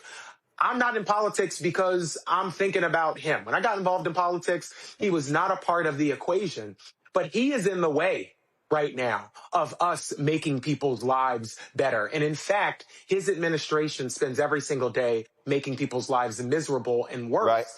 While his family gets, a lot wealthier along the way. So Kathy's back. So Kathy, I'm curious. Have you ever had Representative Kenyatta on your show? I have not. Okay, so guess what? You're here. He's here. What question do you have for Representative Kenyatta since you said these black legislators aren't doing this other stuff? What you got for him? Yes. Representative Kenyatta, can you hear me? Yep, he got you. I can, Kathy. Yes, sir. Okay. Well, listen, first of all, it's nice to meet you, and I would absolutely love to have you on the show if you would like to come on. I would love that, to have a conversation. Again, my focus is not on nebulous issues, but on the 454th place of Philadelphia School District. Why? Instead of putting a big, beautiful spotlight on the failing reading and math proficiency scores of our Black children in Philadelphia School District, why are we not focused on that? Instead, focused on things such as a nebulous issue, such as the Crown Act. Well, let me say this. First of all, I'm glad that you came back and happy to talk to you. Well, I got booted off. No young person. No. Okay, no, not a problem, but I'm happy you're here, nevertheless. Okay. But none of our young people and no person in Pennsylvania should have to be treated differently for the way that their hair grows out of their heads. If you agree with me on that simple proposition, then you will agree that what we did was the right thing. And we weren't passing the Crown Act in contrast or in spite of addressing the other issues that matter. We're dealing with these issues in tandem because we can walk and chew gum at the same time. As it relates to our young people, we need to be very clear. None of our kids are failures. And when we talk about the statistics that you talk about with reading, math, science, whichever statistics you want to use, with those reflect our kids. And we need to be all committed to doing everything we can to change outcomes outcomes for them. And that's what this caucus has been committed to do. Let me tell you what we have done. As was just mentioned, let me just finish. Hold on. He's going to finish. I'm going to let you ask a follow-up. He's going to finish. I'm going to let you ask a follow-up. Malcolm, continue. We mentioned this before. So I won't tarry on the point because we mentioned it before, but I don't know whether you heard it, Kathy, so I just want to highlight it. We have just, over the last 2 budgets, invested just under $1 billion into our kids just in Philadelphia School District alone. Why did we do that? Because for decades, Philadelphia schools were not adequately funded. That is my belief, but it's not just Malcolm Kenyatta's belief. The Commonwealth Court and actually a pretty conservative judge looked at this issue, looked at this case about school funding that was brought by parents in Philadelphia who were worried that their kids were not getting the same quality of education as other students across Pennsylvania. That case took years and years and years, and what the Commonwealth Court ultimately said was that Pennsylvania was not doing what we are required to do by our Constitution, which is to provide an equitable education, a thorough and efficient education. We weren't doing that. And so we are now doing what should have been done decades ago to invest in our schools, and we're going to continue to do that. Yes, thank you. Let me ask you, because you mentioned something that I say quite often, that we need to learn how to walk and chew gum. But the reality is we're not walking and chewing gum at the exact same time. So, for example, in doing a compare and contrast of the Crown Act, it affected, if you're looking at the numbers, 916 people. There are 1.4 million Black people in the state of Pennsylvania. But we put a lot of energy and a lot of effort and a lot of time to pass a bill that's essentially a rounding error on the number of people that it impacts. And then we run around screaming, look, we did it. What did we actually do?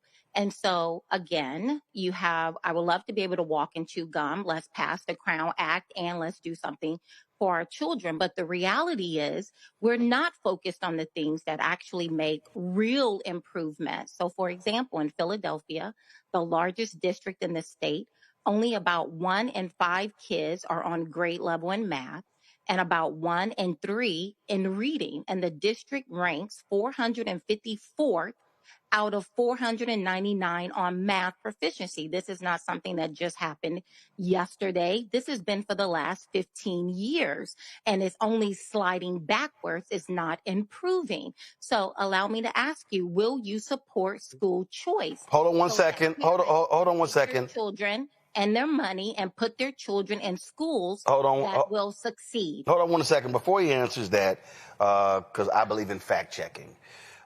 You talked about how we got to walk and chew gum at the same time. And you basically said by passing the Crown Act, we're not doing both. Well, I just pulled this up. And the question was, how many bills were passed in 2025 by the Pennsylvania legislature? No, because you said walk and chew gum. It says, hold on, wait. It says right here, budget measures, healthcare expansions, PTSD coverage, modernization of CPA exam rules, ongoing discussions around cannabis legalization, tax relief for homeowners, part of the new budget, key areas of focus, maternal health, first responders.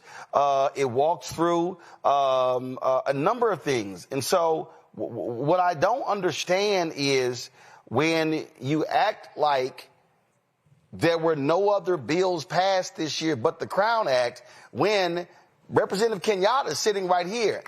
I think he can attest as a sitting lawmaker that they did a little bit more in 2025 beyond passing the Crown Act.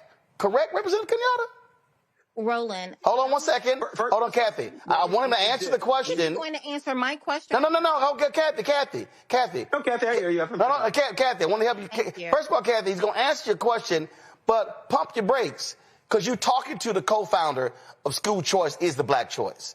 So he going to answer your question, but he going to still address that they have been walking and chewing gum at the same time. Representative Kenyatta, go ahead. So you're absolutely right. This is one bill and a whole host of legislation that we have been able to pass in a bipartisan way. And why do I keep saying that? It's not to say that we don't have serious disagreements across the aisle, as we usually say. But what this House leadership has been able to do under the leadership of Speaker Joanna McClinton is to find ways to get to yes and to find ways for us to advance a whole host of issues, the Crown Act being one of them. You said a number of things, many of which were actually not factually accurate. So I just want to push back on some of those, and I'm not sure where you're getting these numbers from. It's not correct. Let me just finish, because you're not sure what statistics I'm talking about yet. But let me give them to you. It is not correct to suggest that only 1 in 5 of our young people is proficient in. I'm not sure if you said reading or math. That's not correct. And actually, under Superintendent Watlington, we have actually seen some of the most pronounced improvements in terms of reading and math proficiency. And when you look at that data, you cannot have a conversation about reading and math proficiency without talking about the real impact that the COVID pandemic had in terms of learning loss for our young people. And we've seen marked improvement in our young people as it relates to reading proficiency, math proficiency, and I'm proud of those young people, and I'm proud of our educators, and I'm proud of the school district, which continues to work on these issues, because you're absolutely right. There is nothing, in my view, that's more important than giving all of our kids the opportunity to start their lives, to open that small business. I used to work at the Chamber of Commerce of Greater Philadelphia, where I supported small business owners every single day when I worked there prior to coming to the legislature. That's not really possible if you don't get a high quality education. So there is no debate or disagreement from us on ensuring that all of our kids get a high quality education. What I disagree on, the premise of your question, is this idea that us passing the Crown Act means that we have somehow forgotten about the need to invest in all of our kids and in all of our schools. I'm going to continue to do that. I've been a strong supporter of investing in our public schools. I'm going to continue to be a strong supporter of investing in our public schools. But I want to be clear, in the 181st District, we have parochial schools, we have public charters, we have traditional brick and mortar public schools, we have all of the different sort of educational choices that you referenced that a young person could want. And what I want to see is that every single place a young person is, that it has multiple things, that it has educators that give a damn about them, that it has caring adults who are taking care of them and caring about the whole child, and that we are ensuring that those educators have all the resources they need to prepare that young person for the job in the future that they deserve. And that's what we're going to keep focusing on. And I think that focus is reflected in the budget that I voted for and that we passed. Kathy, before you respond again, I just want to show this fact here. So per edchoice.org, in Pennsylvania, their Educational Improvement Tax Credit Program, go to my iPad, Opportunity Scholarship Tax Credit Program. They have public school choice, charter school choice, homeschool choice. So what are you saying that's missing that you want to have take place? Yes. Thank you so much, Roland, and thank you also, Kenyatta. I appreciate you speaking or responding. But my question was, do you support school choice? School choice in that, and Kenyatta will understand exactly what I mean, that a child's tax dollars, that tax dollars travel with the child, allowing the parent who is in a particular zip code that is not faring well for their child, that parent has the ability to take those particular dollars and take their child to a school that is successful and that child can actually do well. And the numbers that I'm looking at, Kenyatta, comes from the latest PSSA. And as you know, it is tracking the performance of our children. And as of right now, in Philadelphia, 1 in 5 kids are on grade level in math and about 1 in 3 in reading. And again, the district ranks 454th out of 499. Are those stats related to the public school district? Yes. Okay, 1 second. I got it. So please share with me, what are the charter school numbers? I don't know. Okay, so right there's a problem. Because no, see, that's not no, hold up. Let me, again, allow me, hold up, again. I don't think you know who you're talking to. I don't think you know who you're talking to. Please inform me. Because I have been in Philadelphia holding town halls on school choice. And I live in Philly. No, I'm trying to tell you, I've been in Philly. I've been in New York. I've been in Montgomery, in Birmingham, in Atlanta, Sacramento, Houston, Tulsa, across the country. Now, as somebody who's a supporter of school choice, I do not believe that school choice is a panacea. There are some fundamental issues that we have to confront in charter schools. We have to confront the issue of when you say, well, the tax dollars follow, is the transportation there as well? That's one. The other issue for me is what charter school? Also, are those charter schools, what type of curriculum are they there? What is the oversight? Because part of the problem in Ohio charter schools, they have limited oversight. In Texas, you got finite years to improve or your school gets shut down. So when we say these are the reading rates of the public school system, I still want to know what are the reading rates of the charter school, because I know some trash-ass charter school. And let me be real clear. Let me be real clear. I'm going to let you talk. Let me be real clear. If their public schools ain't doing their job, then change it. If their charter schools ain't doing their job, they got to go. If you got parochial schools ain't doing their job, they got to go. But what I'm not going to do is create this impression that charters are the be-all to end-all when I know for a fact we got some raggedy-ass charters. Now you can talk. Right. And I never said charter, Roland. That was something, like, that was the straw man. No. You said school choice. Okay, I want you to define school choice. Give me what's under your banner of school choice. Homeschool. I homeschooled both of my. Okay, got it. Homeschool. What else? As well as private schools, Catholic schools. There are a number of opportunities. Okay, so here's the question. Hold on, Cal. Oh, I got to ask you a question. So you want public dollars. If a person want to put their person in private school, here's my question. Are the private schools, are they creating additional seats? Yes, because it's called capitalism. But here's the No, they're not. Oh, no, they're not. The overwhelming majority. No, you're wrong. The overwhelming majority of Black students who are in the Philadelphia school district, they are trapped in that school district. And as someone who grew up on a pig farm in southern Alabama, below the bottom rung of the economic ladder, I grew up in a home with no insulation. Kathy, I get all that. An outhouse and a well on the side. I understand that the thing that allowed me to create a different life for myself is education. Kathy, let me ask you a question.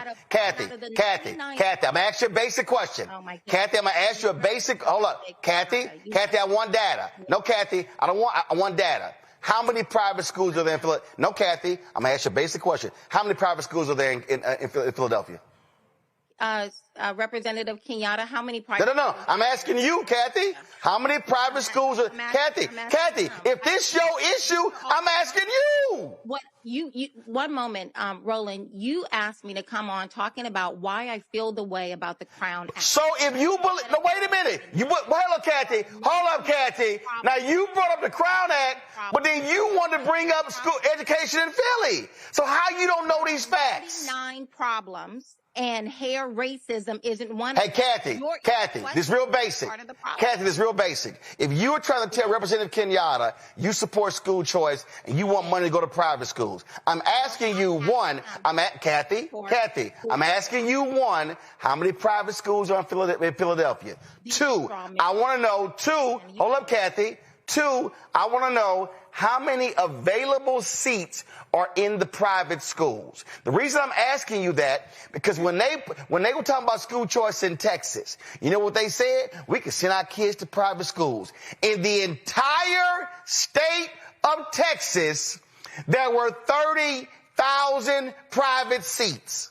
So what is How many kids in the whole state of Texas go to public schools? Ridden neighborhood. No. I mean, instead of focusing on nebulous issues that only impact Here you go again. People. Here you go again. That's the reason why you brought me on. Is No, to understand. but see, no. You chose to bring up Philly schools, so I am now talking on your topic.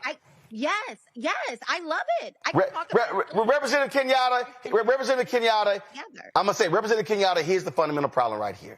And again, this is somebody who supports school choice. When people who say they support school choice don't want to look at the data, when they want to say, go to private, no, hold up, Kathy, I ain't done. Representative Kenyatta, when they say, go to private schools, well, I ask some simple questions. How many schools exist? How many seats exist? So, Representative Kenyatta, how many kids in Philadelphia public schools? So let me say this big picture, because a lot has just been said.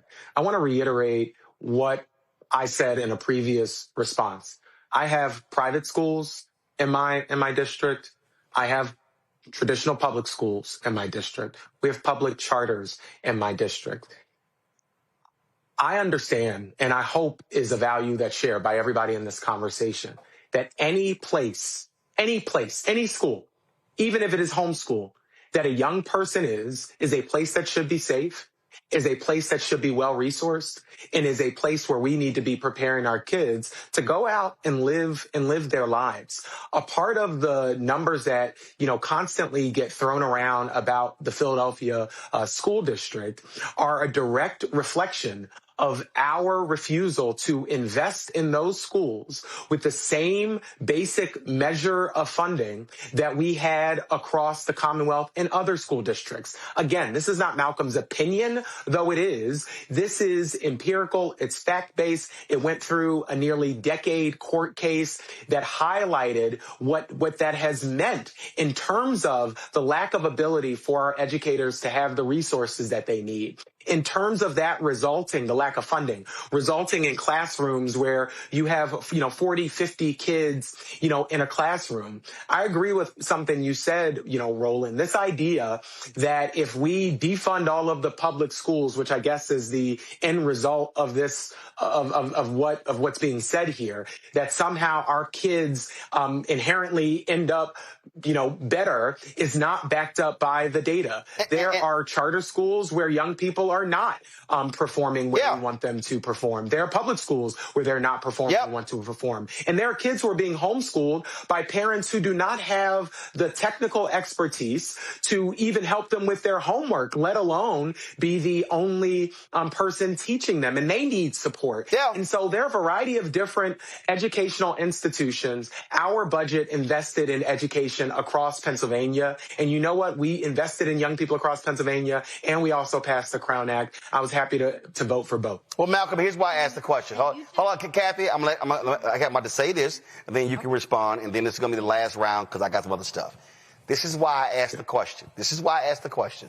Now, this is 2022 data, but I just want everybody to understand why. There are 2,941 public schools in Pennsylvania.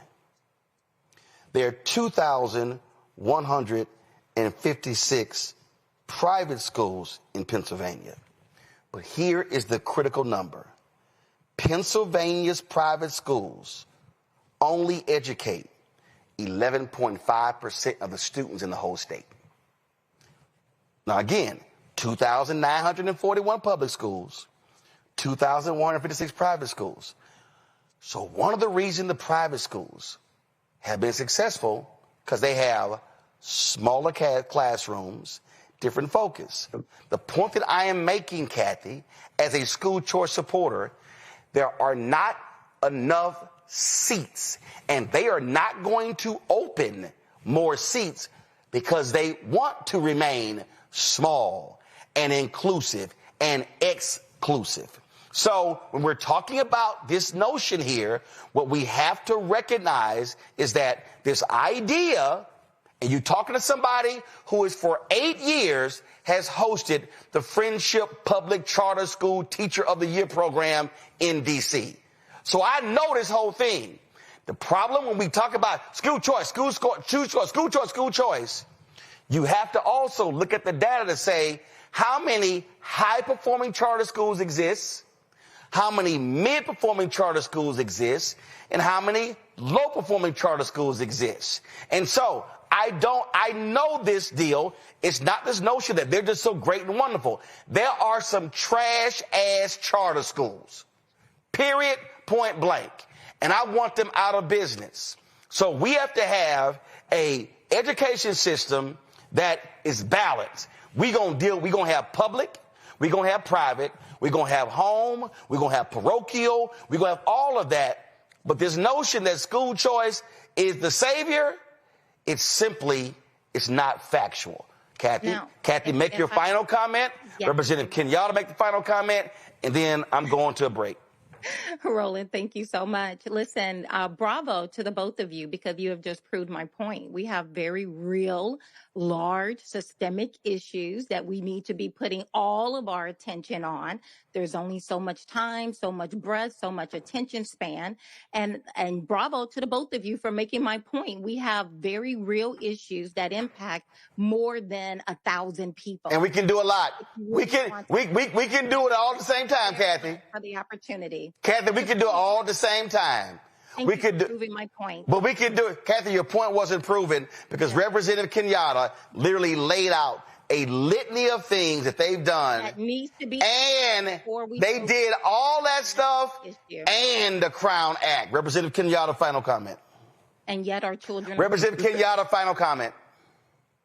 Well, I'll tell you this, when we vote on the House floor, we press a little button that says yes or no. It took me less than a second to press yes for the Crown Act because I believe fundamentally that no person should be treated differently because of how their hair grows out of their heads. As it relates to education, I think every single one of our kids deserves a high quality education. We need to be investing in our public schools, which we have for decades disinvested in, which have led to those exploding class sizes, educators who don't have the resources and supports that they need, and parents who are on their last leg. This Democratic majority in the House has done that. We've invested in our schools. We've taken on the issues of discrimination. We've put money back in the pockets of Pennsylvanians, and we've done it in many instances in a bipartisan way, including getting bipartisan support for the Crown Act and bipartisan support for the budget. I was happy to vote for both, and I look forward to continuing that work for the 181st District and across Pennsylvania, frankly. Representative Malcolm Kenyatta, Kathy Burnett, we appreciate it. Thanks a bunch. Win Cooney, I want to go to you. Win Cooney, the point is very simple. We can do more than one thing at one time. Yeah, we absolutely can, and we have to. I think this was a really energetic and lively debate. But the fact of the matter is that I would never want to be persecuted or prosecuted for the way that I look, the way that my hair looks. And I think that that's Black people's hope all throughout the United States of America. And I know that, State Senator Kenyatta would agree with that. And so while they keep on doing the great work that they're doing in Pennsylvania, we have to be very, very careful of Black people who cause division amongst other Black people. I think it's okay for Black people to think differently as we're not a monolith. But I think what's not okay is saying that one particular mindset or view is dumb just because you don't agree with it. Whether the bill took a minute or, 3 years to pass, I think it's fundamental that students that were being discriminated against and people that are being discriminated against based on their appearance, that's something that has to be quashed out unequivocally. So I think that the Crown Act being passed is something that's amazing, particularly in this time where DEI is being rolled back. We're seeing civil rights being rolled back all throughout the United States of America. This is a win for Pennsylvania and a win for the United States. And last point here, Mustafa, this reminds me when people say, why are you talking about this on social media? We got more important topics. Hell, I can make 6, 8, 10 posts in a day. So this idea, whenever I hear somebody say, we got more important things to focus on, what that says is you don't want to deal with this one. Being multi-talented people means that we can do a number of things. But as Black folks, we also understand that there are certain dynamics that we have to deal with that we often have to bring forward and have to address.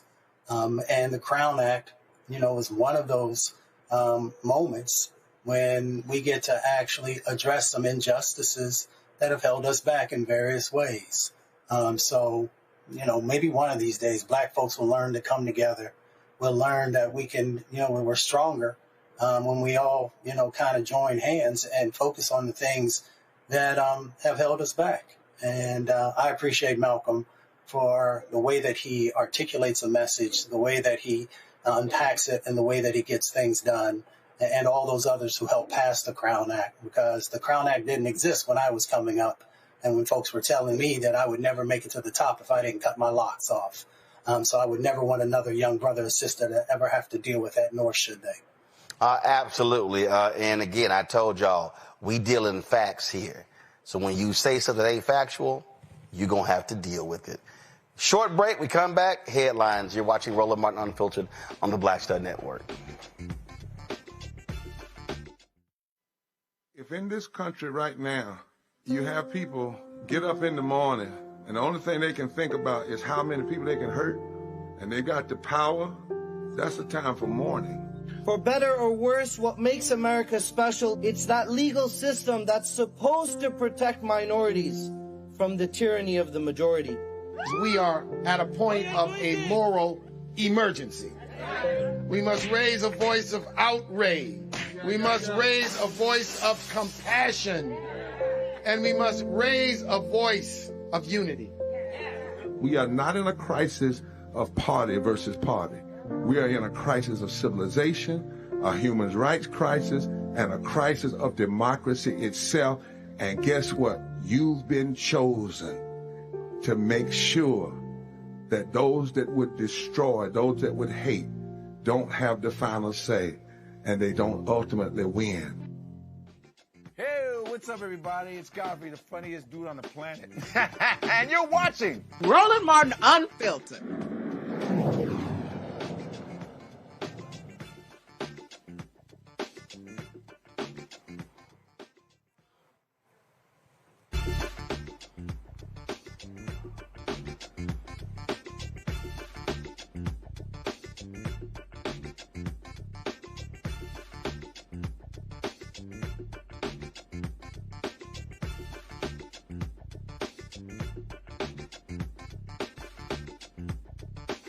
All right, here's Brittany Noble with headlines.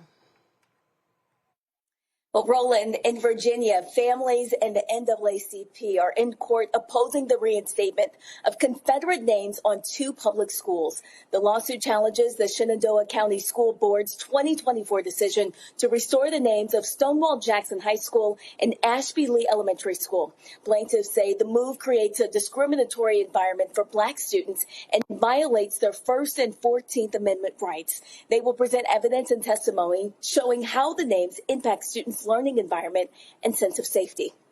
Well, 12 former FBI agents who were fired after kneeling during the 2020 protests in Washington are now suing to get their jobs back. They say their decision to take a knee on June 4th, days after the murder of George Floyd, has been wrongly treated as a political expression. According to the lawsuit, the agents were outnumbered, lacked proper protective gear, and knelt to diffuse rising tension. Beyond reinstatement, the lawsuit seeks a ruling that their firings were unconstitutional, along with back pay, monetary damages, and the removal of all termination records from their files. And Harvard University is facing a new federal complaint over a scholarship program limited to students of color. The Equal Protection Project alleges the Union Scholars Summer Program, which offers stipends and need-based assistance, is explicitly race-restricted and violates Title VI, which bars federally funded institutions from discriminating based on race. Organizers describe the program as an internship for students of color committed to social justice and workers' rights. Applications for the next cycle are open through February of next year. The complaint comes as the convict-in-chief continues threatening to cut off billions in federal research funding unless Harvard dismantles its DEI and race-based programs. We'll have more for you on Roland Martin Unfiltered after this break.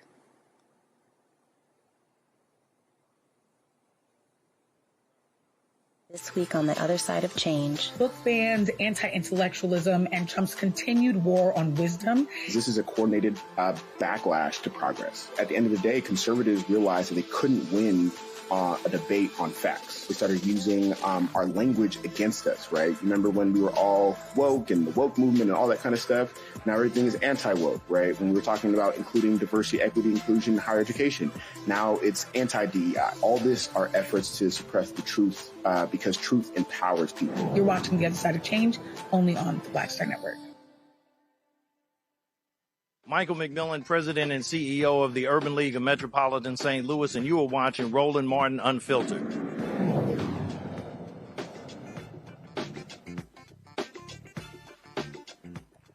Folks, it's sad news. One of our HBCUs, one student is dead. Another person is critical condition at Kentucky State University. This here is according to WLWT-TV.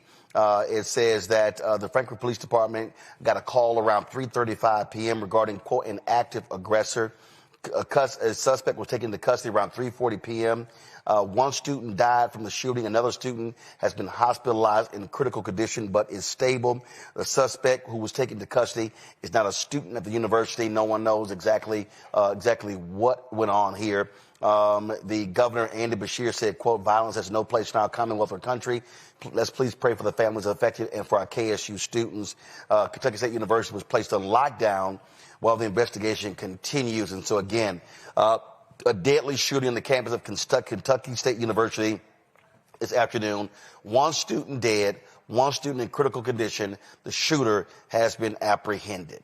And so certainly sad news right there. Folks, let's also, I got to talk about this story right here. And first of all, it's a whole lot that's going on and just a lot of crazy stuff that's happening. Let's talk about California. Another case of working while black. A San Francisco environment worker. Y'all, this is a city worker. Said, but he was just doing his job, walking in a trailer park, when this white racist followed him as he was walking in the truck and called him a criminal. Check this out.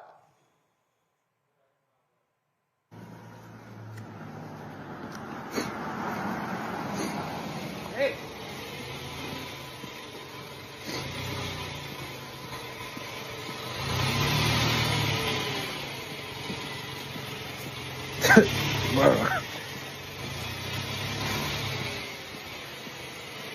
Dude, there's been burglaries in here, and you're making people paranoid. Get the fuck out of here. Wow. Okay? That's nice to know, Get man. the fuck out. Wow. This man trying to say I caused burglaries. Wow. Where's your partners?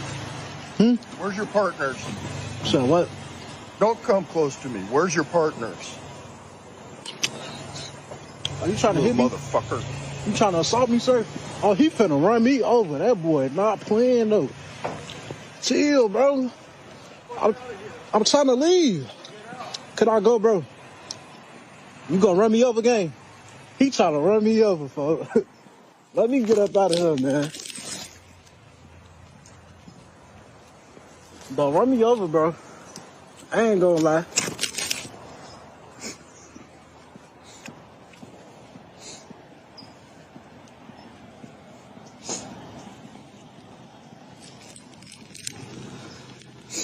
Another guy from coming off the property. Leave the property. Bro, this is comedy to me, folks. I ain't gonna lie. I'm trying to get up out of here, folks. They got 2 trucks following me. They ready to lynch me.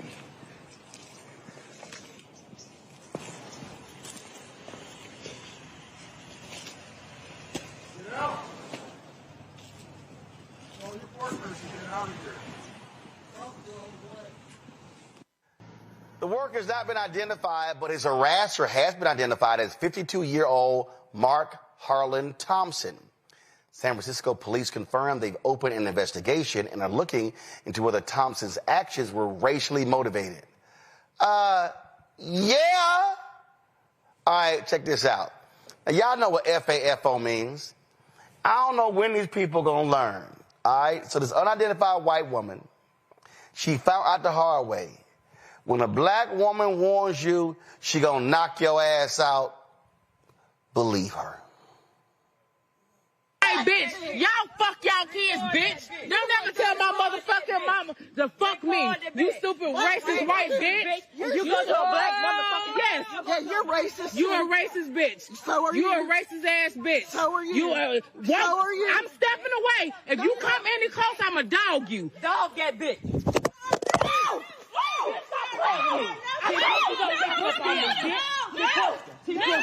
She pushed him. Oh my God. Yeah. Get up. Bitch, I told you. Get your ass up. You ain't never touched you. Y'all seen me back up and you came. Yeah. You touched him. Sorry. Don't get parking. Go back down. Yeah. And I could get on you right now and dog your ass, but I ain't gonna do it. I told you don't walk up to me. Get that ass up. Get your ass up. Come help your friend get her ass up. Go in there and get my pink now, baby girl. Bitch, dumb games, you win dumb prizes.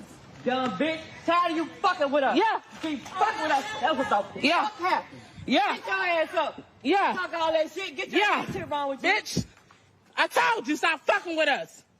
Did you even make contact with her? She probably just fell back. She fell back on her own goddamn. Yeah. Ain't nobody say shit to that. Ain't nobody hit that bitch. I got it on motherfucking video. Bitch, I bagged up. I said, do not walk any more closer into my space. Come and help us, because we can't touch her. She fell back on her own shit, bitch. Get up. Get out of your shit. White bitch, you a racist.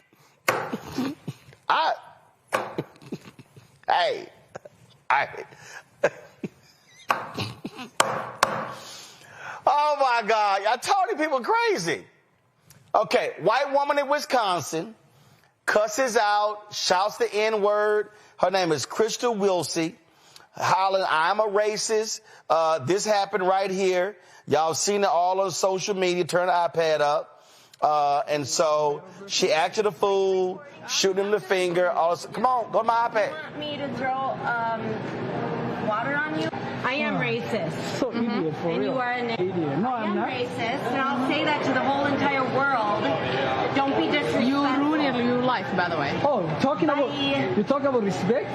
You talking about respect? You are fired from this place, man. You're not gonna be working here. Suck what? Look how you talking about ugliness? Did I stutter? You're the ugliest person I ever seen in my life. Good. No, we're not. No, we're not. No, we're not. Because you know damn well you're a That's fucking respect. So let me explain to you how it happened. The racists, so they started to GoFundMe. The racists have raised $110,000 for her. Oh, but by the way, this is the same Crystal Wilsey who was charged with endangering a child 3 times. Then she said that she had a colored child, so folks assumed the child was black. No, the child had a skin condition that darkened their skin. But it's amazing to listen to all of these racists who defend her. I'm just going to play a little bit of this. Listen to this white man with his 5-minute video saying that, we just tired of y'all hitting us with white guilt. I'm talking about white people just being totally, I'm done.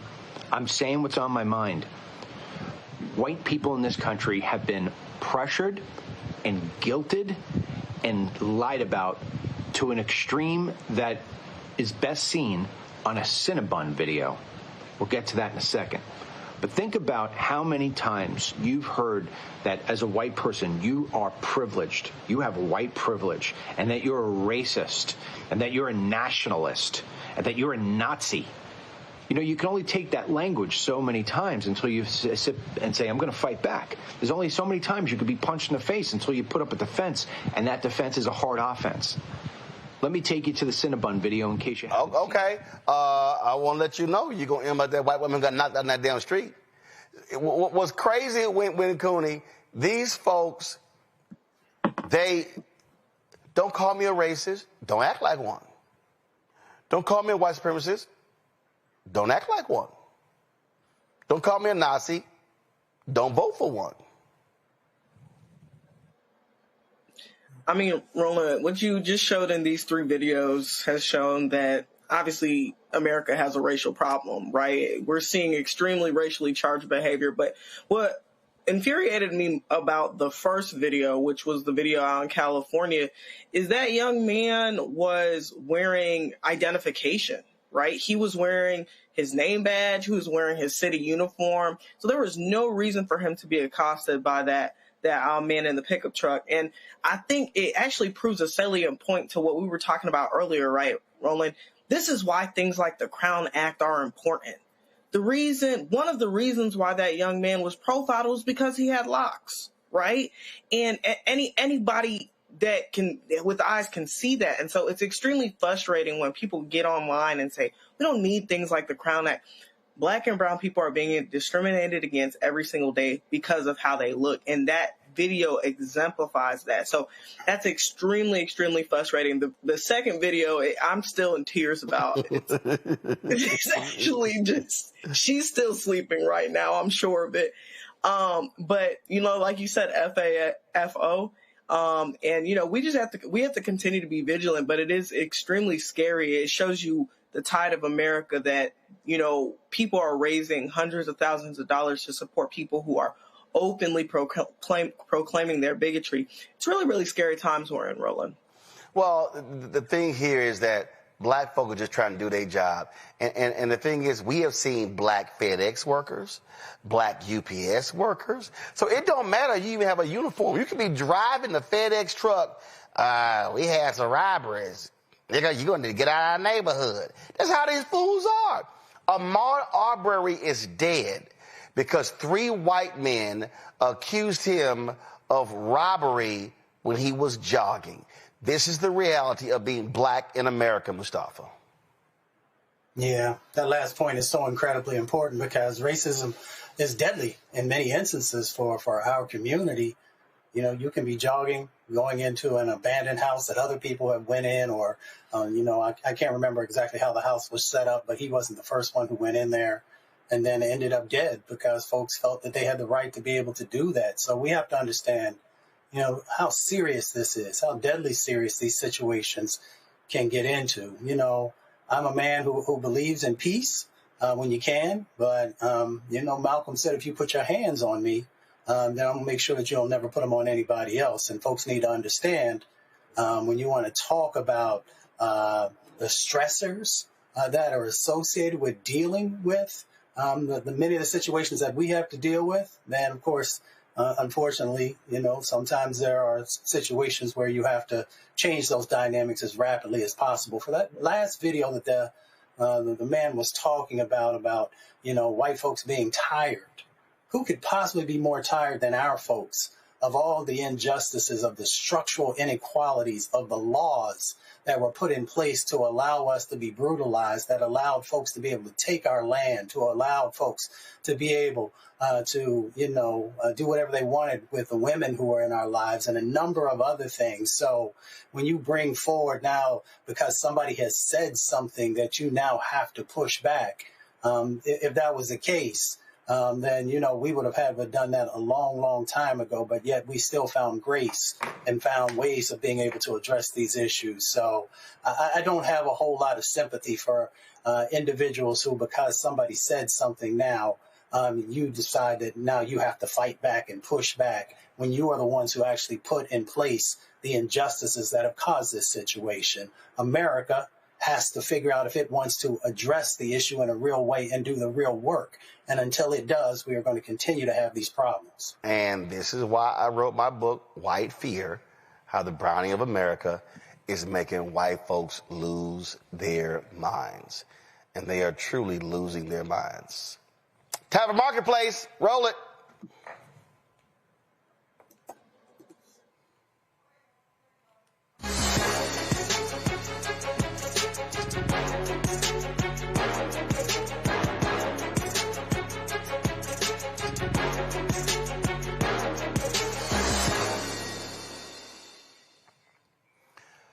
All right, folks, y'all know America is all about whiteness. When little black kids go to stores and they see dolls don't look like them, they say, what's up? Well, many black children express their wishes for dolls with the same skin tone or curly hair. Mother-daughter duo Ivana and Zoe Ali created beautiful curly me dolls, books, and other merchandise to inspire confidence in our youth. Zoe joins us now from Atlanta. Hey, Zoe. Hi. All right, what kicked this off? What started this? Well, it really all started when I was 6 years old. As you mentioned, I had confidence issues and I did not like my hair.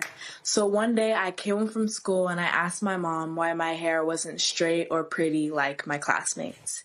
And that led to her getting me a black doll, but I noticed the doll also had straight hair and I wanted dolls with curls and braids.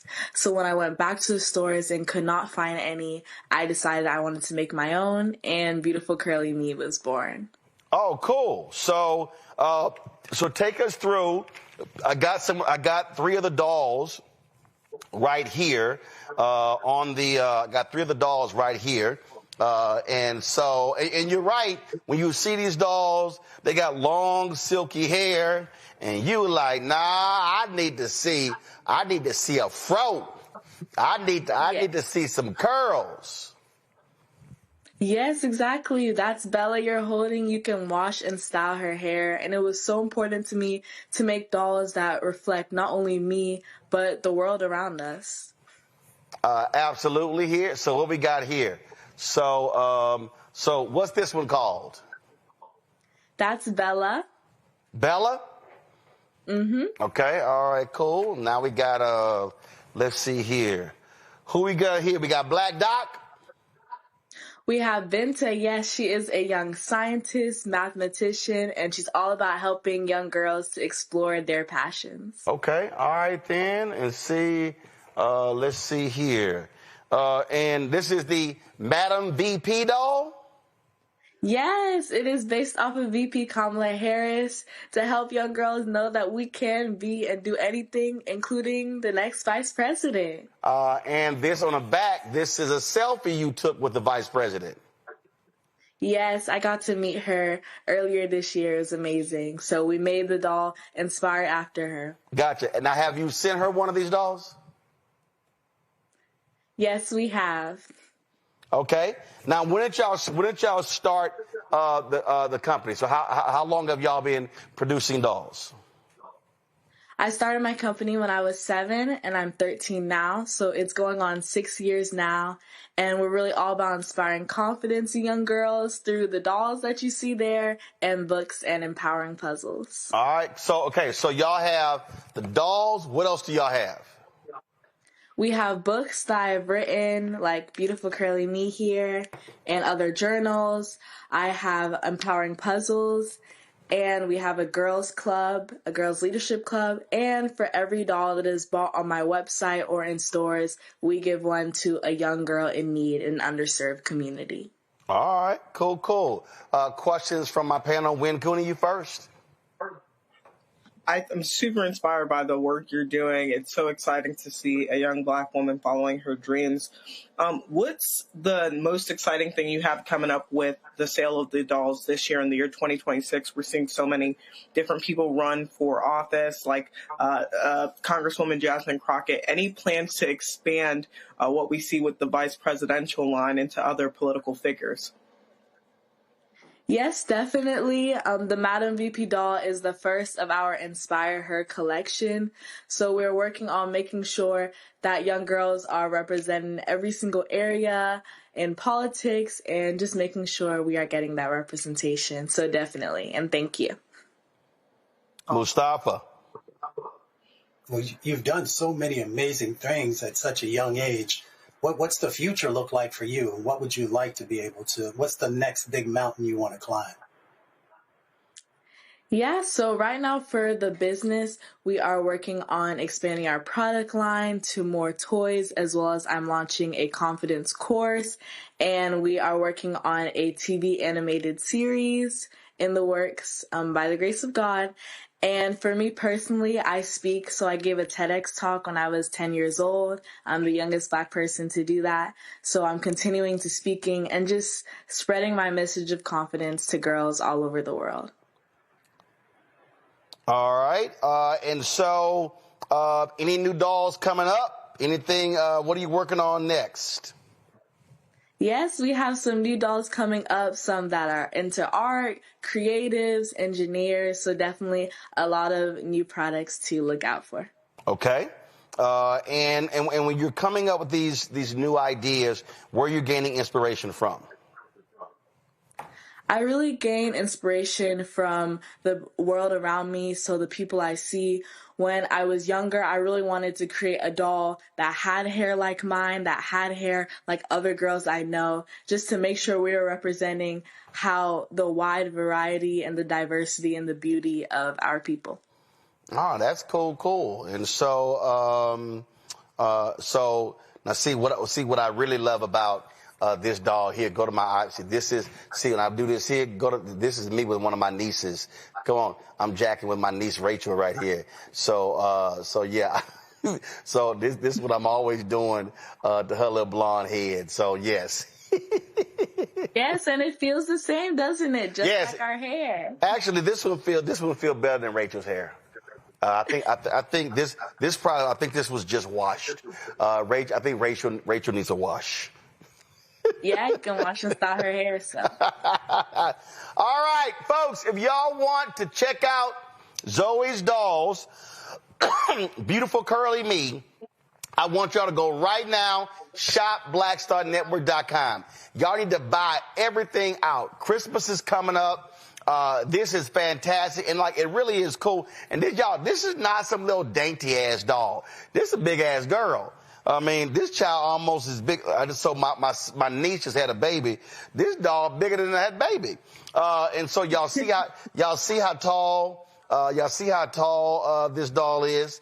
And so we got, come on, zoom it out. And so we got Benta. Who is the scientist. We got Benta right here. And then we've got the doll-inspired Madam VP. And again, what's her name? Bella, and she is 18 inches. So we got Bella. Bella's 18 inches. You gonna have any male dolls? Not yet, but we can. I think you need a Roro doll. That's what you need.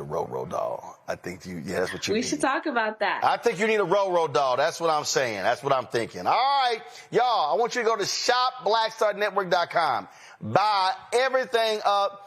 All these dolls are available. Also, the books, all that stuff is available right now. ShopBlackStarNetwork.com. ShopBlackStarNetwork.com. We've got all of these. These are Black-owned products. You can check out Zoe's dolls. All of these products that you see right over to my left. We got other dolls. We got Christmas decorations, skin care products, car wash stuff. We got journals, crossword puzzles. We got, nurse, what's up nurses wear? I forgot they wear. Yeah, I call them smocks. Scrubs. We got all this sort of stuff. All of these Black-owned products are available at shopblackstarnetwork.com. So Zoe, congratulations. 6 years in business. I love hearing these entrepreneur stories. Great job. Tell your mom and your family hello. Thank you so much. I appreciate it. Let me thank Win Cooney. Let me thank Mustafa. Scott, he got that Cricket Wi-Fi, so we couldn't get his computer working. So see what happens. Cappers, they stuff don't work. So we're going to sit here and work on that stuff. Again, let me thank y'all for being here. I certainly appreciate it. Thank you so very much. Folks, that is it for us right here on today's edition of Roland Martin Unfiltered on the Black Star Network. If y'all want to support what we do, we've had more than 36,000 people who've donated to our show since we launched September 4th, 2018. We center Black people. We make us the star of our own movie. And so, listen, there's not a lot of news information shows out there. It's just not. So when you support us, you're supporting this show. So you want to contribute via Cash App. They got rid of our individual accounts. Use the Stripe QR code. You see it right here in the bottom left-hand corner. If you want the link, go to blackstarnetwork.com. Also, the Stripe QR code is also used for credit cards. PayPal is R Martin Unfiltered. Venmo is RM Unfiltered. Zelle, Roland at RolandSMartin.com. Roland at RolandMartinUnfiltered.com.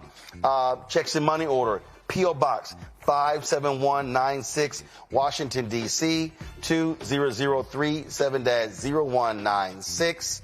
Also, you can, if you want to download the Black Star Network app, go to Apple phone, Android phone, Apple TV, Android TV, Roku, Amazon Fire TV, Xbox One, Samsung Smart TV.